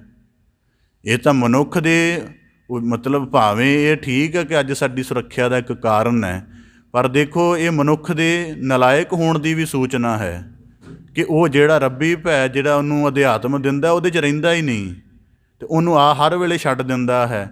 ਇਸ ਕਰਕੇ ਮੈਂ ਕਿਹਾ ਸਾਨੂੰ ਇਹਦਾ ਕੋਈ ਭਾਵ ਹੀ ਨਹੀਂ, ਭਾਵੇਂ ਜਿਸ ਤਰ੍ਹਾਂ ਮਰਜ਼ੀ ਇਮਤਿਹਾਨ ਦੇਣ ਲੱਗਿਆ ਉਹ ਸਿਰ ਦੇ ਉੱਪਰ ਲਗਾਇਆ ਹੋਇਆ ਸੀ ਉਹਨਾਂ ਨੇ, ਮੈਂ ਕਿਹਾ ਜੀ ਤੁਸੀਂ ਭਾਵੇਂ ਕੁਰਸੀ ਦੇ ਹੇਠਾਂ ਲਗਾ ਦਿਓ, ਜਦੋਂ ਮੈਂ ਪਹਿਲਾਂ ਹੀ ਇੱਕ ਵੱਡੇ ਭੈ ਨੇਮ 'ਚ ਹਾਂ, ਮੈਨੂੰ ਇਹਨਾਂ ਭੈ ਨੇਮਾਂ ਦਾ ਕੀ ਮਤਲਬ। ਇਸ ਕਰਕੇ ਤਾਂ ਕਿਹਾ ਨਾ, ਗਾਵੇ ਕੋ ਵੇਖੈ ਹਾਦਰਾ ਹਦੂਰ, ਉਹ ਮਾਲਕ ਨੂੰ ਨੇੜੇ ਤੋਂ ਨੇੜੇ ਜਾਣਦਾ। ਹੱਟ ਪੱਟਣ ਬਿਜ ਮੰਦਰ ਭੰਨੈ, ਕਰ ਚੋਰੀ ਘਰ ਆਵੈ, ਅੱਗੋਂ ਦੇਖੈ ਪਿੱਛੋਂ ਦੇਖੈ, ਤੁਝ ਤੇ ਕਹਾਂ ਛਪਾਵੈ। ਜੇ ਮਾਲਕ ਤੋਂ ਛਪਾ ਸਕਦੇ ਹੋ ਤਾਂ ਭਾਵੇਂ ਸਾਰੇ ਜਗਤ 'ਚ ਚੋਰੀ ਕਰੋ। ਇਸ ਕਰਕੇ ਉਹ ਕਿਤਾਬੇ ਮੀਰਦਾਦ 'ਚ ਉਹਨਾਂ ਬੜੀ ਕਮਾਲ ਦੀ ਗੱਲ ਕਹੀ ਹੈ। ਉਹ ਕਹਿੰਦੇ ਕਿ ਮਨੁੱਖ ਤੂੰ, ਉਹਨਾਂ ਨੂੰ ਕਿਸੇ ਨੇ ਪੁੱਛਿਆ ਕਿ ਜੇ ਜਿਹੜਾ ਬੰਦਾ ਚੋਰੀ ਕਰਦਾ ਉਹਨੂੰ ਮੰਨ ਲਾ ਕਿਸੇ ਨੇ ਨਾ ਦੇਖਿਆ ਹੋਵੇ, ਅਤੇ ਫਿਰ ਇਸ ਗੱਲ ਦਾ ਕੀ ਸਬੂਤ ਹੈ ਉਹਨੂੰ ਰੱਬ ਨੇ ਦੇਖਿਆ। ਉਹਨਾਂ ਨੇ ਕਿਸੇ ਨੇ ਉਹਨੂੰ ਪ੍ਰਸ਼ਨ ਕੀਤਾ ਮੀਰਦਾਦ ਨੂੰ, ਉਹ ਕਹਿੰਦਾ ਜਦੋਂ ਤੁਸੀਂ ਅਪਰਾਧ ਕੀਤਾ, ਹੋ ਸਕਦਾ ਜਦੋਂ ਤੁਸੀਂ ਚੋਰੀ ਕੀਤੀ ਉਦੋਂ ਤੁਹਾਡੇ ਦੁਆਲੇ ਆਲੇ ਦੁਆਲੇ ਵਲਗਣ ਹੋਵੇ, ਭਾਵ ਕਿ ਕਿਸੇ ਘਰ ਮਕਾਨ ਦੇ ਵਿੱਚ ਕੀਤੀ ਹੋਵੇ, ਹੈ ਨਾ। ਅਤੇ ਕਹਿੰਦੇ ਉਹ ਤੁਸੀਂ ਘਰ ਮਕਾਨ ਦੇ ਵਿੱਚ ਕੀਤੀ, ਕਿਸੇ ਮਨੁੱਖ ਨੇ ਵੀ ਨਹੀਂ ਤੁਹਾਨੂੰ ਦੇਖਿਆ। ਕਹਿੰਦੇ ਪਰ ਆਕਾਸ਼ 'ਤੇ ਖੁੱਲ੍ਹਾ ਹੈ ਨਾ, ਤੁਹਾਡਾ ਜਿਹੜਾ ਕਰਮ ਹੈ ਆਕਾਸ਼ ਨੇ ਸਾਇਲੈਂਸ ਦੇ ਵਿੱਚ ਚੁੱਪ ਰਹਿ ਕੇ ਨੋਟ ਕਰ ਲਿਆ। ਇਸ ਕਰਕੇ ਬਾਬਾ ਫਰੀਦ ਸਾਹਿਬ ਜੀ ਕਹਿੰਦੇ ਨੇ, ਫਰੀਦਾ ਜਿਮੀ ਪੁਛੈ ਸਮਾਨ, ਫਰੀਦਾ ਖੇਵਟ ਕਿੰਨ ਗਏ, ਕਿ ਜਿਹੜੀ ਧਰਤੀ 'ਤੇ ਹਰ ਹਾਲਤ ਵਾਪਰਦੀ ਹੈ ਉਹਨੂੰ ਆਕਾਸ਼ ਦੇ ਵਿੱਚ ਨੋਟ ਕੀਤਾ ਜਾਂਦਾ, ਅਤੇ ਆਕਾਸ਼ ਮਾਲਕ ਦਾ ਵਾਸ ਹੈ। ਕਹਿੰਦਾ ਇੱਕ ਸਬੂਤ ਇਹ, ਦੂਜਾ ਸਬੂਤ ਇਹ ਹੈ ਕਿ ਭਾਵੇਂ ਤੇਰੇ ਅਪਰਾਧ ਨੂੰ ਕਿਸੇ ਨੇ ਨਹੀਂ ਦੇਖਿਆ, ਤੂੰ ਅਪਰਾਧ ਨੂੰ ਬੜੀ ਸਫਲਤਾ ਨਾਲ ਕਮਾ ਲਿਆ, ਪਰ ਤੇਰੇ ਆਪਣੇ ਅੰਦਰ ਇੱਕ ਖਿਆਲ ਬਣ ਗਿਆ ਨਾ ਕਿ ਮੈਂ ਅਪਰਾਧ ਕੀਤਾ। ਇਹ ਦੋ ਸਬੂਤ ਨੇ ਕਿ ਤੇਰਾ ਕਰਮ ਮਾਲਕ ਦੀ ਨਜ਼ਰ ਵਿੱਚ ਨੋਟ ਹੋਇਆ। ਇਸ ਕਰਕੇ ਭਗਤ ਕਬੀਰ ਸਾਹਿਬ ਜੀ ਕਹਿੰਦੇ, ਜਹ ਅਨ ਭਉ ਤਹ ਭੈ ਨਹੀਂ, ਜਿੱਥੇ ਪਰਮੇਸ਼ਰ ਦਾ ਵਿਆਪਕ ਭਾਉ ਹੈ ਉੱਥੇ ਦੂਜੇ ਭੈ ਦਾ ਕੰਮ ਨਹੀਂ। ਇਸ ਕਰਕੇ ਡਰ ਵਾਲਾ ਜਬਤ ਧਾਰਨ ਕਰਨਾ ਚਾਹੀਦਾ ਹੈ। ਉਹਦੇ ਵਿੱਚ ਪ੍ਰੇਮ ਬਣਦਾ ਹੈ, ਉਹਦੇ ਵਿੱਚ ਪ੍ਰੇਮ ਦਾ ਸੁਭਾਅ ਬਣਦਾ ਹੈ ਬੰਦੇ ਦਾ। ਇਸ ਕਰਕੇ ਗੁਰਬਾਣੀ ਵਿੱਚ ਸਤਿਗੁਰੂ ਸਾਹਿਬ ਜੀ ਦੇ ਵਾਕ ਆਉਂਦੇ ਹਨ, ਜੋ ਗੁਰ ਕੇ ਭਾਣੇ ਵਿੱਚ ਆਵੈ, ਕਿ ਜੇ ਆਪਣੇ ਮਨ ਦੀ ਮਰਜ਼ੀ ਕਰੇਗਾ ਤੇ ਫਿਰ ਗੁਰੂ ਦੀ ਵੱਡੀ ਬਖਸ਼ਿਸ਼ ਨੂੰ ਕੁਝ ਨਹੀਂ ਜਾਣੇਗਾ। ਜਦੋਂ ਗੁਰੂ ਦਾ ਭੈ ਨੇਮ ਜਾਣੇਗਾ ਤਾਂ ਇਸੇ ਤਰ੍ਹਾਂ ਫਿਰ ਉਹਦੇ ਜੀਵਨ ਦੀ ਜਿਹੜੀ, ਫਿਰ ਇਸ ਕਰਕੇ ਸਾਰੀ ਘਾੜਤ ਵੀ ਡਰ ਵਿੱਚ ਹੀ ਹੁੰਦੀ ਹੈ ਇਹ ਸੰਸਾਰ ਦਾ, ਕਿ ਜੀਵਨ ਦੀ ਜਿਹੜੀ ਉਚਾਈ ਉਹ ਡਰ 'ਚ ਹੀ ਬਣਦੀ ਹੈ ਬੰਦੇ ਦੀ। ਪਰ ਇੱਕ ਗੱਲ ਖਿਆਲ ਰੱਖਣਾ ਕਿ ਮੈਂ ਡਰ ਨੂੰ ਆਪਣੇ ਹਾਇਰ ਅਰਥਾਂ ਵਿੱਚ ਲੈ ਰਿਹਾ, ਜਿਵੇਂ ਦਾ ਆਮ ਦਬਕੇ ਦਾ ਡਰ ਆਪਣੇ ਘਰਾਂ ਵਿੱਚ ਰੱਖਿਆ ਜਾਂਦਾ ਉਵੇਂ ਦਾ ਨਹੀਂ। ਮੈਂ ਕੱਲ੍ਹ ਪਰਸੋਂ ਇਸ ਸੰਬੰਧ ਵਿੱਚ ਸੋਚ ਰਿਹਾ ਸੀ ਕਿ ਨਿਰਮਲ ਭਾਉ ਕੀ ਹੁੰਦਾ, ਇਹਦੀ ਕੋਈ ਆਮ ਵਿਆਖਿਆ ਵੀ ਤਾਂ ਹੋਣੀ ਚਾਹੀਦੀ ਹੈ। ਸੁਭਾਵਿਕ ਤੌਰ 'ਤੇ ਜਿਹੜੇ ਬੜੇ ਸ਼ੁੱਧ ਸੁਭਾਅ ਵਾਲੇ ਬੱਚੇ ਹੁੰਦੇ ਨੇ, ਜਿਨ੍ਹਾਂ ਦੀ ਮੱਤ ਬੜੀ ਕੋਮਲ ਹੁੰਦੀ ਹੈ ਜਾਂ ਬੜੀ ਤੀਖਣ ਹੁੰਦੀ ਹੈ, ਉਹ ਆਪਣੇ ਜੀਵਨ ਦੇ ਸਾਰੇ ਕਰਮਾਂ ਨੂੰ ਨਾ ਪੂਰੀ ਤਰ੍ਹਾਂ ਸਾਧਿਆ ਹੁੰਦਾ ਹੈ, ਅਤੇ ਉਹਨਾਂ ਦਾ ਮਾਂ ਪਿਓ ਵੀ ਕੁਝ ਨਹੀਂ ਕਹਿੰਦਾ, ਉਹਨਾਂ ਨੂੰ ਕਦੀ ਕੋਈ ਨਿਰਦੇਸ਼ ਨਹੀਂ ਦਿੰਦਾ, ਕੋਈ ਆਰਡਰ ਨਹੀਂ ਦਿੰਦਾ, ਤਾਂ ਵੀ ਉਹ ਸਾਰਾ ਕੁਝ ਠੀਕ ਹੋਣ ਦੇ ਬਾਵਜੂਦ ਉਹਨਾਂ ਦੇ ਅੰਦਰ ਇੱਕ ਖਾਸ ਤਰ੍ਹਾਂ ਦੀ ਸਥਿਤੀ ਬਣੀ ਰਹਿੰਦੀ ਹੈ ਕਿ ਕਿਤੇ ਕੁਝ ਹੋ ਨਾ ਜਾਵੇ। ਜਿਹੜੀ ਇਹ ਗੁੰਜਾਇਸ਼ ਬਣੀ ਰਹਿਣੀ ਹੈ, ਇਹ ਉਹਨਾਂ ਨੂੰ ਹਰ ਵੇਲੇ ਕਿਸੇ ਨਾ ਕਿਸੇ ਮਤਲਬ ਸ਼ੁੱਧਤਾ ਦੇ ਵਿੱਚ ਚਲਾਈ ਰੱਖਦੀ ਹੈ, ਅਤੇ ਉਹਨਾਂ ਦੇ ਅੰਦਰ ਹਉ ਨਹੀਂ ਪੈਦਾ ਹੋਣ ਦਿੰਦੀ ਕਿ ਅਸੀਂ ਬੜੇ ਚੰਗੇ ਹੋ ਗਏ ਹਾਂ ਜਾਂ ਅਸੀਂ ਬੜੇ ਉੱਚੇ ਹੋ ਗਏ ਹਾਂ। ਤਾਂ ਭਗਤ ਕਬੀਰ ਸਾਹਿਬ ਜੀ ਕਹਿੰਦੇ, ਜਹ ਅਨ ਭਉ ਤਹ ਭੈ ਨਹੀਂ, ਜਿੱਥੇ ਮਾਲਕ ਦਾ ਵਿਆਪਕ ਭਾਉ ਹੈ ਉੱਥੇ ਦੁਨਿਆਵੀ ਭੈ ਨਹੀਂ। ਅਸੀਂ ਬਾਣੀ 'ਚ ਰੋਜ਼ਾਨਾ ਵਾਕ ਪੜ੍ਹਦੇ ਹਾਂ, ਤਿੱਥੈ ਤੂੰ ਸਮਰੱਥ ਜਿੱਥੈ ਕੋਏ ਨਾਹੇ, ਉੱਥੇ ਤੇਰੀ ਰੱਖ ਅਗਨੀ ਉਦਰ ਮਾਹੇ, ਸੁਣ ਕੇ ਜਮ ਕੇ ਦੂਤ ਨਾਏ ਤੇਰੇ ਛੱਡ ਜਾਹੇ। ਇਸ ਕਰਕੇ ਗੁਰਬਾਣੀ 'ਚ ਵਾਕ ਕਹਿੰਦਾ, ਨਿਰਭਉ ਜਪੈ ਸਗਲ ਭਉ ਮਿਟੈ। ਹੁਣ ਭਗਤ ਕਬੀਰ ਸਾਹਿਬ ਜੀ ਦੇ ਇਸ ਵਾਕ ਦਾ ਇੱਕ ਭਾਵ ਹੋਰ ਵੀ ਹੈ, ਜਹ ਅਨ ਭਉ, ਜਿੱਥੇ ਅਨੁਭਵ ਹੋਵੇ ਉੱਥੇ ਦੂਜੀ ਗੱਲ ਦਾ ਭੈ ਨਹੀਂ ਹੋ ਸਕਦਾ। ਭਾਵ ਕਿ ਦੁਨੀਆ ਕਿਸੇ ਤਰ੍ਹਾਂ ਕਵੇ ਕਿ ਜਿਹੜੀ ਤ੍ਰਿਸ਼ਨਾ ਹੈ, ਮਨਸਾ ਆਸਾ ਵਾਸ਼ਨਾ ਹੈ, ਇਹ ਬੜੀ ਭਿਆਨਕ ਹੈ, ਪਰ ਜਿਨ੍ਹਾਂ ਨੇ ਇਹਦਾ ਅਨੁਭਵ ਕਮਾ ਲਿਆ ਉਹ ਕਹਿਣਗੇ ਜਰਾ ਵੀ ਔਖੀ ਨਹੀਂ, ਇਹਦਾ ਕੋਈ ਵੀ ਡਰ ਨਹੀਂ। ਜਿਵੇਂ ਉਦਾਹਰਨ ਦੇ ਤੌਰ 'ਤੇ ਸਾਨੂੰ ਮੈਂ ਆਪਣੇ ਇੱਕ ਸਾਡਾ ਨਿਕਟ ਵਰਤੀ, ਉਹਨੇ ਮੈਥ ਦੇ ਵਿੱਚ ਨੈੱਟ ਪਾਸ ਕੀਤਾ, ਤਾਂ ਉਹਨੂੰ ਸੁਭਾਵਿਕ ਕਈ ਵਾਰੀ ਪੁੱਛਣਾ ਕਿ ਤੈਨੂੰ ਕਿਵੇਂ ਲੱਗਦਾ ਹੈ ਵੀ ਜਿਹੜਾ ਤੂੰ ਆਪਣੇ ਮੈਥ ਦਾ ਸਾਰਾ ਕੰਮ ਕਰਦਾ ਇਹਨੂੰ ਤੈਨੂੰ ਕਿਵੇਂ ਲੱਗਦਾ। ਕਿਵੇਂ? ਕਹਿੰਦਾ ਜਿਵੇਂ ਇੱਕ ਬੱਚਾ ਗਲਤ ਲੀਕਾਂ ਨਹੀਂ ਪਾਉਂਦਾ ਕਾਪੀ 'ਤੇ, ਉਹਨੂੰ ਕੁਝ ਨਹੀਂ ਪਤਾ ਲੱਗਦਾ। ਕਹਿੰਦਾ ਮੇਰੇ ਲਈ ਮੈਥ ਦੀਆਂ ਵੱਡੀਆਂ ਥਿਊਰਮਾਂ ਇਵੇਂ ਨੇ। ਜਿੰਨੇ ਅਨੁਭਵ ਕਮਾ ਲਿਆ, ਜਿੰਨੇ ਮਨ ਦੀ ਗਿਆਨ ਦੇ ਨਾਲ ਆਪਣੇ ਮਨ ਦੇ ਫੁਰਨਿਆਂ ਨੂੰ ਫੜਨ ਦਾ, ਉਹਨਾਂ ਨੂੰ ਸਾਧਣ ਦਾ ਅਤੇ ਉਹਨਾਂ ਨੂੰ ਠੀਕ ਕਰਮ ਬਣਾਉਣ ਦਾ ਜਿੰਨੇ ਪੂਰਾ ਅਨੁਭਵ ਕਮਾ ਲਿਆ, ਭਗਤ ਕਬੀਰ ਸਾਹਿਬ ਜੀ ਕਹਿੰਦੇ ਤਹ ਭੈ ਨਹੀਂ, ਉਹਨੂੰ ਹੋਰ ਕੋਈ ਦੂਜਾ ਭੈ ਨਹੀਂ। ਸੰਸਾਰ ਜਿੰਨੀ ਮਰਜ਼ੀ ਚਰਚਾ ਕਰੀ ਜਾਵੇ ਤਾਂ ਭਗਤ ਕਬੀਰ ਸਾਹਿਬ ਜੀ ਕਹਿੰਦੇ ਅੱਗੇ ਜਹ ਪਾਓ ਤਹ ਹਰ ਨਾਹੀਂ, ਅਤੇ ਜਿਹੜਾ ਦੁਨਿਆਵੀ ਕਿਸਮ ਦੇ ਛੋਟੇ ਡਰਾਂ ਵਿੱਚ ਜਿਉਂਦਾ ਹੈ ਉਹਦੇ ਅੰਦਰ ਮਾਲਕ ਦਾ ਭੈ ਨਹੀਂ ਹੋ ਸਕਦਾ, ਉਹ ਮਾਲਕ ਦੇ ਨਿਰਮਲ ਭਾਉ ਤੋਂ ਵਿਹੂਣਾ ਹੋਏਗਾ। ਇਸ ਕਰਕੇ ਜਿਹੜਾ ਵੱਡੇ ਸਿਆਣੇ ਬੰਦੇ ਵੀ ਡਰ ਦੇ ਵਿੱਚ ਰਹਿੰਦੇ ਨੇ, ਉਹ ਇਸੇ ਕਰਕੇ ਰਹਿੰਦੇ ਨੇ ਕਿ ਸਾਡੀ ਜਿਹੜੀ ਹਉ ਹੈ ਉਹ ਨਾ ਕਿਤੇ ਦਾਖਲ ਹੋ ਜਾਏ। ਉਹਨੂੰ ਦੂਰ ਰੱਖਣ ਦੇ ਲਈ ਇੱਕ ਡਰ ਵਿੱਚ ਰਹਿਣਾ ਜ਼ਰੂਰੀ ਹੈ, ਫਿਰ ਉਹ ਅਦਬ ਬਣਾਉਂਦੇ ਨੇ ਉਵੇਂ ਦਾ। ਤਾਂ ਭਗਤ ਕਬੀਰ ਸਾਹਿਬ ਜੀ ਕਹਿੰਦੇ ਜਹ ਪਾਓ, ਜਿੱਥੇ ਦੁਨਿਆਵੀ ਕਿਸਮ ਦਾ ਭੈ ਹੈ। ਅਤੇ ਇਹਦੇ ਵਿੱਚ ਐਥਿਕਸ ਦੀ ਗੱਲ ਆਉਂਦੀ ਹੈ। ਅੱਜ ਦੁਨੀਆ ਦੇ ਵਿੱਚ ਨਾ ਇੱਕ ਕਿਸਮ ਦਾ ਇੱਕ ਫਿਨੋਮਨਾ ਚੱਲ ਰਿਹਾ ਹੈ, ਉਹਦੇ ਵਿੱਚ ਇਹ ਗੱਲ ਕਹੀ ਜਾਂਦੀ ਹੈ ਕਿ ਜਿਹੜਾ ਮਨੁੱਖ ਹੈ ਉਹ ਨਾ ਚੰਗਿਆਈ ਨੂੰ ਧਾਰਨ ਕਰੇ। ਮੈਂ ਕਿਸੇ ਦਿਨ ਕਿਸੇ ਦਾ ਡਿਸਕੋਰਸ ਸੁਣਿਆ, ਕੋਈ ਅਮਰੀਕਾ ਦਾ ਵਿਦਵਾਨ ਸੀ, ਉਹ ਇਸ ਗੱਲ 'ਤੇ ਜ਼ੋਰ ਦੇ ਰਿਹਾ ਸੀ। ਉਹ ਇਸ ਗੱਲ ਨੂੰ ਜ਼ੋਰ ਦੇ ਰਹੇ ਨੇ ਕਿ ਮਨੁੱਖ ਚੰਗਿਆਈ ਧਾਰਨ ਕਰਨ 'ਤੇ ਜ਼ੋਰ ਦੇਵੇ, ਪਰ ਉਹ ਚੰਗਿਆਈ ਧਾਰਨ ਕਰਨ ਦੇ ਲਈ ਕੋਈ ਨੇਮ ਨਹੀਂ ਸੀ ਦੱਸ ਰਿਹਾ। ਜਿਵੇਂ ਉਦਾਹਰਨ ਦੇ ਤੌਰ 'ਤੇ ਹੁਣ ਅਸੀਂ ਆਹ ਗੁਰਦੁਆਰਾ ਸਾਹਿਬ ਆਉਂਦੇ ਹੀ ਨਹੀਂ, ਆਹ ਗੱਲ ਸੁਣਦੇ ਹੀ ਨਹੀਂ, ਅਤੇ ਅਸੀਂ ਕਿਵੇਂ ਕਹਿ ਲਾਂਗੇ ਅਸੀਂ ਗਿਆਨਵਾਨ ਹੋ ਗਏ। ਚੰਗਿਆਈ ਧਾਰਨ ਕਰਨਾ ਇਹ ਖਿਆਲ ਚੰਗਾ ਹੈ, ਪਰ ਉਹਦੇ ਲਈ ਨੇਮ ਕਿਹੜਾ ਚਾਹੀਦਾ ਹੈ? ਨੇਮ ਤਾਂ ਕੋਈ ਦੱਸ ਨਹੀਂ ਰਹੇ, ਬਸ ਇਸ ਗੱਲ 'ਤੇ ਜ਼ੋਰ ਦੇ ਚੰਗਿਆਈ। ਤਾਂ ਭਗਤ ਕਬੀਰ ਸਾਹਿਬ ਜੀ ਕਹਿੰਦੇ, ਜੈ ਹੈ ਭਉ ਫਿਰ ਮਨੁੱਖ ਦੁਨਿਆਵੀ ਕਿਸਮ ਦੇ ਪੱਧਰ 'ਤੇ ਚੰਗਾ ਹੋਣ ਦੇ ਲਈ ਕਈ ਵਾਰੀ ਆਪਣੇ ਮਨ ਦੇ ਸੁਭਾਅ ਨੂੰ ਹੀ ਪ੍ਰਗਟਾਵਾ ਦਈ ਜਾਂਦਾ ਹੈ। ਇਸ ਕਰਕੇ ਉਹ ਦੁਨਿਆਵੀ ਕਿਸਮ ਦੇ ਡਰ ਵਿੱਚ ਫਸਿਆ ਹੋਇਆ ਪ੍ਰਭੂ ਦਾ ਜਿਹੜਾ ਨਿਰਮਲ ਭਾਉ ਹੈ ਉਹਦੇ ਵਿੱਚ ਨਹੀਂ ਪੂਰਾ ਉਤਰ ਸਕਦਾ। ਇਸ ਕਰਕੇ ਭਗਤ ਕਬੀਰ ਸਾਹਿਬ ਜੀ ਕਹਿੰਦੇ, ਜੈ ਹੈ ਭਾਉ। ਜਿੱਥੇ ਦੁਨਿਆਵੀ ਕਿਸਮ ਦਾ, ਅਤੇ ਦੁਨਿਆਵੀ ਕਿਸਮ ਦਾ ਭਾਉ ਕੀ ਹੁੰਦਾ ਹੈ? ਦੁਨਿਆਵੀ ਕਿਸਮ ਦੇ ਭਾਉ ਦੇ ਵਿੱਚ ਬੰਦਾ ਪਤਾ ਕਿਵੇਂ ਸੋਚਣਾ ਸ਼ੁਰੂ ਕਰ ਦਿੰਦਾ ਹੈ, ਉਹਨੂੰ ਗੁਰੂ ਕੀ ਕਹੀ ਹੋਈ ਗੱਲ ਦਾ ਖਿਆਲ ਨਹੀਂ ਰਹਿੰਦਾ, ਉਹਨੂੰ ਦੁਨਿਆਵੀ ਕਿਸਮ ਦੀ ਕਹੀ ਹੋਈ ਗੱਲ ਦਾ ਜ਼ਿਆਦਾ ਖਿਆਲ ਰਹਿੰਦਾ ਹੈ। ਇਸ ਕਰਕੇ ਬੜੇ ਦਫਾ ਮੈਂ ਇੱਕ ਨਿਕਟ ਵਰਤੀ ਸੀ, ਉਹਦਾ ਬੜਾ ਵੱਡਾ ਅਭਿਆਸ ਸੀ ਬੰਦਗੀ ਦਾ। ਮਤਲਬ ਤੁਸੀਂ ਜਾਣੋ ਕਿ ਉਹਨੂੰ ਬਹੁਤ ਛੋਟੀ ਉਮਰ 'ਚ ਅਧਿਆਤਮ ਦੇ ਬੜੇ ਵੱਡੇ ਭੇਦ ਪਤਾ ਸਨ। ਮੈਂ ਸੁਭਾਵਿਕ ਇੱਕ ਵਾਰੀ ਪ੍ਰੇਰਨਾ ਕਰਦਾ ਕਿ ਮੈਂ ਤੂੰ ਖੰਡੇ ਬਾਟੇ ਦੀ ਪੌਲ ਲੈ ਲੈ। ਕਹਿੰਦਾ ਲੈ ਤਾਂ ਲਵਾਂ ਨਾ, ਬਾਬਾ ਨਾ ਕਹਿ ਦੇ ਕੋਈ ਸਮੱਸਿਆ ਆਏ। ਇਹ ਵੀ ਡਰ ਬੰਦੇ ਦੇ ਅੰਦਰ ਚੱਲਦਾ। ਮੈਂ ਕਿਹਾ ਸਾਡੀ ਜਿਹੜੀ ਸੰਪੂਰਨਤਾ ਹੈ, ਭਾਵੇਂ ਠੀਕ ਹੈ ਤੂੰ ਜਿੰਨਾ ਮੈਂ ਜਾਣਦਾ ਤੂੰ ਮੇਰੇ ਤੋਂ ਕਈ 100 ਗੁਣਾ ਅੱਗੇ ਹੈ, ਤੈਨੂੰ ਅਧਿਆਤਮ ਦੀਆਂ ਬੜੀਆਂ ਗਹਿਰੀਆਂ ਰਮਜਾਂ ਪਤਾ ਨੇ, ਅਤੇ ਬਾਣੀ ਦੇ ਅਭਿਆਸ ਵਿੱਚ ਤੇਰਾ ਪੂਰਾ ਰੋਮ ਢਲਿਆ ਹੋਇਆ ਹੈ। ਪਰ ਜਿਹੜੀ ਮਾਲਕ ਨੇ ਸਾਨੂੰ ਪੰਥ ਦੀ, ਖਾਲਸੇ ਦੀ ਬਖਸ਼ਿਸ਼ ਕੀਤੀ, ਉਹ ਇਸੇ ਸਿਲਸਿਲੇ ਨਾਲ ਪੂਰੀ ਹੋਣੀ ਹੈ। ਕਹਿੰਦਾ ਉਹ ਮੈਂ ਤੇਰੀ ਗੱਲ ਮੰਨਦਾ, ਪਰ ਸਮੱਸਿਆ ਹੈ ਕਿ ਮੈਨੂੰ ਕੋਈ ਬਾਬਾ ਨਾ ਕਹਿ ਦੇ। ਇਸ ਡਰ ਦੇ ਨਾਲ ਵੀ ਲੋਕ ਧਰਤੀ 'ਤੇ ਜਿਉਂਦੇ ਨੇ। ਅਤੇ ਮੈਂ ਕਿਹਾ ਇਹ ਡਰ ਤੈਨੂੰ ਉਹ ਵੱਡੇ ਜਿਹੜਾ ਤੇਰੀ ਕਮਾਈ ਹੈ ਉਹਦੇ ਤੋਂ ਵੀ ਛੋਟਾ ਕਰੇਗਾ। ਇਸ ਕਰਕੇ ਇਹਨੂੰ ਹੋਣਾ ਚਾਹੀਦਾ। ਤਾਂ ਭਗਤ ਕਬੀਰ ਸਾਹਿਬ ਜੀ ਕਹਿੰਦੇ, ਜੈ ਹੈ ਭਉ ਤੈ ਹੈ ਹਰਿ ਨਾਇ। ਜਿੱਥੇ ਛੋਟੀ ਕਿਸਮ ਦੇ ਡਰ ਕੰਮ ਕਰ ਰਹੇ ਨੇ, ਉੱਥੇ ਮਾਲਕ ਦਾ ਵੱਡਾ ਭੈ ਨੇਮ ਨਹੀਂ ਕਮਾਇਆ ਜਾ ਸਕਦਾ। ਤਾਂ ਭਗਤ ਕਬੀਰ ਸਾਹਿਬ ਜੀ ਕਹਿੰਦੇ, ਕਹਿਓ ਕਬੀਰ ਵਿਚਾਰ ਕੈ ਸੰਤ ਸੁਨੋ ਮਨ ਮਾਏ। ਤਾਂ ਅਸੀਂ ਇਸ ਗੱਲ ਨੂੰ ਵਿਚਾਰ ਕੇ ਕਹਿ ਰਹੇ ਹਾਂ ਕਿ ਜਿਨ੍ਹਾਂ ਨੇ ਦੁਨਿਆਵੀ ਕਿਸਮ ਦੇ ਡਰ ਆਪਣੇ ਅੰਦਰ ਭਾਰੂ ਕਰ ਲਏ, ਉਹ ਮਾਲਕ ਦੇ ਦਰ 'ਤੇ ਨਹੀਂ ਚੱਲ ਸਕੇ। ਦੁਨੀਆ ਦੇ ਵਿੱਚ ਜਿਹੜੀ ਦੌੜ ਬਣੀ ਹੁੰਦੀ ਹੈ ਨਾ, ਉਹ ਮਨੁੱਖਾਂ ਨੂੰ ਠੱਗਦੀ ਹੈ, ਅਤੇ ਮਨੁੱਖ ਠੱਗੇ ਵੀ ਜਾਂਦੇ, ਅਤੇ ਠੱਗੇ ਜਾਣ ਦੇ ਵਿੱਚ ਆਪਣੇ ਆਪ ਨੂੰ ਚੰਗਾ ਵੀ ਸਮਝਦੇ ਨੇ। ਉਦਾਹਰਨ ਦੇ ਤੌਰ 'ਤੇ ਆਪਣੀ ਆਤਮਿਕ ਜੀਵਨ ਦੀ ਕਾਰ ਪਛਾਣੀ ਨਹੀਂ ਜਾਂਦੀ, ਮਾਇਆ ਦੇ ਕਿਸੇ ਉੱਚੇ ਪੱਖ ਨੂੰ ਪ੍ਰਾਪਤ ਕਰ ਲੈਂਦੇ ਨੇ, ਪਰ ਉਹਦੇ ਵਿੱਚੋਂ ਜਿਹੜਾ ਜੀਵਨ ਦਾ, ਇਸ ਕਰਕੇ ਦੁਨੀਆ ਦੇ ਕਈ ਅਰਬਪਤੀਆਂ ਨੇ ਜਿਹੜੇ ਰੌਥਚਾਈਲਡ, ਉਹਨਾਂ ਨੇ ਕਈ ਕਿਤਾਬਾਂ ਲਿਖੀਆਂ ਹੋਈਆਂ ਨੇ ਕਿ ਜਿਹੜੇ ਬੰਦੇ ਪੂਰੀ ਦੁਨੀਆ ਨੂੰ ਕੰਟਰੋਲ ਕਰਨ ਵਾਲੇ ਨੇ ਮਾਇਆ ਦੇ ਨਾਲ, ਉਹਨਾਂ ਦੀ ਆਪਣੀਆਂ ਸਮੱਸਿਆਵਾਂ ਕੀ ਨੇ। ਉਹਦੇ ਵਿੱਚ ਇੱਕ ਸਮੱਸਿਆ ਦਾ ਜ਼ਿਕਰ ਕਰਾਂ ਕਿ ਉਹਨਾਂ ਨੂੰ ਸਭ ਤੋਂ ਵੱਡੀ ਸਮੱਸਿਆ ਇਹ ਰਹਿੰਦੀ ਹੈ ਕਿ ਕਹਿੰਦੇ ਕਿਸੇ ਦਫਾ ਕੋਈ ਨਾ ਬਹੁਤ ਅਰਬਪਤੀ, ਉਹਦੀ ਬਕਾਇਦਾ ਇੱਕ ਕਿਤਾਬ ਦੇ ਵਿੱਚ ਜ਼ਿਕਰ ਹੈ, ਉਹ ਕਿਸੇ ਜਗ੍ਹਾ ਕਹਿੰਦੇ ਬੱਚਿਆਂ ਨੂੰ ਨਾ ਖੇਡਦਾ ਦੇਖ ਰਿਹਾ ਸੀ, ਅਤੇ ਇੱਕ ਬੱਚਾ ਦੂਜਿਆਂ ਕੋਲੋਂ ਨਾ ਵਸਤ ਖੋਹ ਰਿਹਾ ਸੀ ਜਾਣ ਬੁੱਝ ਕੇ। ਕਹਿੰਦੇ ਉਹ ਬੜਾ ਪਰੇਸ਼ਾਨ ਹੋ ਗਿਆ, ਉਸ ਦਿਨ ਤੋਂ ਬੜੇ ਗਹਿਰੇ ਡਿਪਰੈਸ਼ਨ ਚਲਿਆ ਗਿਆ। ਅਤੇ ਉਹਨਾਂ ਨੇ ਪੁੱਛਿਆ ਵੀ ਤੇਰੇ ਨਾਲ ਕੁਝ ਵਾਪਰਿਆ ਜਿਹਦੇ ਕਰਕੇ ਤੂੰ ਚਲਿਆ ਗਿਆ?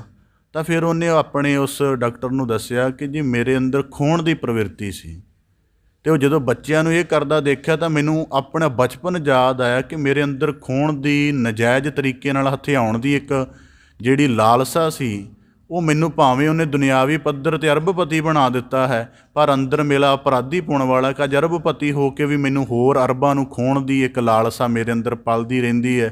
ਇਸ ਕਰਕੇ ਇਨਸਾਨੀਅਤ ਦੀ ਹੋਣ ਦੇ ਨਾਤੇ ਤੋਂ ਮੈਂ ਬੜਾ ਅਪਾਹਜ ਜਾਂ ਲੂਲਾ ਲੰਗੜਾ ਹਾਂ, ਤਾਂ ਡਿਪਰੈਸ਼ਨ। ਇਸ ਕਰਕੇ ਭਗਤ ਕਬੀਰ ਸਾਹਿਬ ਜੀ ਕਹਿੰਦੇ, ਜੈ ਹੈ ਭਉ ਤੈ ਹੈ ਹਰਿ ਨਾਹੀਂ। ਜਿੱਥੇ ਇਸ ਤਰ੍ਹਾਂ ਦਾ ਪੈ ਹੋਏਗਾ ਉੱਥੇ ਮਾਲਕ ਨਹੀਂ ਹੋ ਸਕਦਾ, ਉੱਥੇ ਮਾਲਕ ਦਾ ਨਿਰਮਲ ਭਾਉ ਨਹੀਂ ਹੋ ਸਕਦਾ। ਤਾਂ ਭਗਤ ਕਬੀਰ ਸਾਹਿਬ ਜੀ ਕਹਿੰਦੇ, ਕਹਿਓ ਕਬੀਰ ਵਿਚਾਰ ਕੇ। ਇਸ ਗੱਲ ਨੂੰ ਗਹਿਰਾ ਵਿਚਾਰ ਕੇ ਇਹਦਾ ਸਾਰਾ ਅਨੁਭਵ ਬਣਾ ਕੇ ਤੁਹਾਡੇ ਸਾਹਮਣੇ ਰੱਖ ਰਹੇ ਹਾਂ ਕਿ ਜੇ ਮਾਲਕ ਦਾ ਨਿਰਮਲ ਭੈ ਧਾਰਨ ਕਰਾਂਗੇ ਤਾਂ ਬਾਕੀ ਜਿਹੜੇ ਜੀਵਨ ਦਾ ਜਬਤ ਉੱਚਾ ਰਹੇਗਾ, ਨਹੀਂ ਤੇ ਜੀਵਨ ਮਾਇਆ ਦੀਆਂ ਛੋਟੀਆਂ ਨਿਵਾਣਾਂ ਵਿੱਚ ਭੁਗਤ ਕੇ ਸਮਾਪਤ ਹੋ ਕੇ ਰਹਿ ਜਾਏਗਾ। ਇਸ ਪ੍ਰਕਾਰ ਭਗਤ ਕਬੀਰ ਸਾਹਿਬ ਜੀ ਸਾਨੂੰ ਨਿਵਾਜਿਸ਼ ਕਰਦੇ ਨੇ ਕਿ ਪ੍ਰਭੂ ਦਾ ਨਿਰਮਲ ਭੈ ਧਾਰਨ ਕਰਕੇ, ਅਤੇ ਇੱਕ ਭੈ ਦਾ ਇਹ ਵੀ ਭਾਵ ਹੈ ਕਿ ਉਹਨੇ ਸਾਨੂੰ ਸ਼ੁੱਧ ਬਖਸ਼ਿਆ ਹੈ, ਅਤੇ ਇਸ ਸ਼ੁੱਧ ਨੂੰ ਰੱਖਣ ਦੇ ਲਈ ਜਿਹੜਾ ਡਰ ਦਾ ਨੇਮ ਧਾਰਨ ਕਰਨਾ ਪਏਗਾ ਉਹ ਅਸੀਂ ਕਰਨਾ ਹੀ ਕਰਨਾ ਹੈ। ਉਹਦੇ ਵਿੱਚ ਕੋਈ ਹੀਲ ਹੁੱਜਤ ਨਹੀਂ ਹੋ ਸਕਦੀ। ਇਸ ਕਰਕੇ ਭਗਤ ਕਬੀਰ ਸਾਹਿਬ ਜੀ ਕਹਿੰਦੇ, ਉਹਦੇ ਲਈ ਸਾਧ ਸੰਗਤ ਦਾ ਕਰਮ ਤੁਹਾਨੂੰ ਪ੍ਰਭੂ ਦੇ ਨਿਰਮਲ ਭੈ ਦੇ ਵਿੱਚ ਰੱਖੇਗਾ, ਅਤੇ ਸਾਡੇ ਮਨ ਦਾ ਸਾਰਾ ਅੰਤਰੀਵ ਗਿਆਨ ਦਿੰਦਾ ਰਹੇਗਾ, ਜਿਹਦੇ ਵਿੱਚ ਸਾਨੂੰ ਮਨ ਦੇ ਫੁਰਨੇ ਪਕੜਨੇ, ਉਹਨਾਂ ਦੀ ਸਾਧਨਾ ਕਰਨੀ, ਉਹਨੂੰ ਗੁਰ ਸ਼ਬਦ ਦੇ ਅਭਿਆਸ ਨਾਲ ਕਿਵੇਂ ਕਰਨਾ ਹੈ, ਇਹ ਸਾਰੇ ਭੇਦ ਉਹਦੇ ਵਿੱਚ ਖੁੱਲ੍ਹਣਗੇ ਅਤੇ ਮਨੁੱਖ ਦਾ ਅੰਤਰੀਵ ਸਵਾਰਿਆ ਜਾਏਗਾ। ਇਸ ਕਰਕੇ ਜਿਹੜਾ ਸਾਡਾ ਵਾਹਿਗੁਰੂ ਮੰਤਰ ਅਭਿਆਸ ਹੈ ਉਹ ਇਸੇ ਕਰਕੇ ਹੈ ਕਿ ਉਹਦੇ ਨਾਲ ਸਾਊਂਡ ਦੇ ਉੱਪਰ ਜ਼ੋਰ ਹੈ ਅਤੇ ਸਾਊਂਡ ਸਾਡੀ ਦੇਹ ਦੀ ਜਿਹੜੀ ਹਾਲਤ ਹੈ ਉਹਨੂੰ ਬਦਲਦਾ ਹੈ, ਉਹਦੇ ਨਾਲ ਸਾਡੇ ਮਨ ਦੀ ਹਾਲਤ ਵੀ ਬਦਲਦੀ ਹੈ ਅਤੇ ਸਾਡੇ ਫੁਰਨੇ ਸ਼ੁੱਧ ਹੁੰਦੇ ਹਨ। ਭਗਤ ਕਬੀਰ ਸਾਹਿਬ ਜੀ ਇਸ ਪ੍ਰਕਾਰ ਸਾਨੂੰ ਬਖਸ਼ਿਸ਼ ਕਰਕੇ ਨਵਾਜਨ, ਕਿਰਪਾ ਕਰਨ, ਅਸੀਂ ਗੁਰੂ ਸ਼ਬਦ ਦੇ ਗਿਆਨ ਨਾਲ ਬੜੇ ਗਹਿਰੇ ਵਿਚਾਰਵਾਨ ਬਣੀਏ।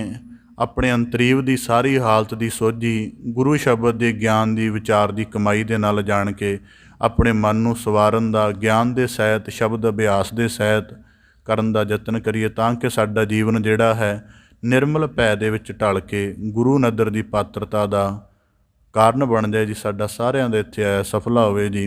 ਪਾਵਨ ਸ਼ਬਦ ਵਿਚਾਰ ਦੀ ਆਪ ਜੀ ਦੇ ਨਾਲ ਸਾਂਝ ਪਾਉਂਦਿਆਂ ਵਿਆਖਿਆ ਦਾ ਯਤਨ ਆਪ ਦੇ ਸਨਮੁਖ ਰੱਖਦਿਆਂ ਹੋਈਆਂ ਬੇਅੰਤ ਭੁੱਲਾਂ ਦੀ ਖਿਮਾ ਜਾਚਨਾ ਜੀ।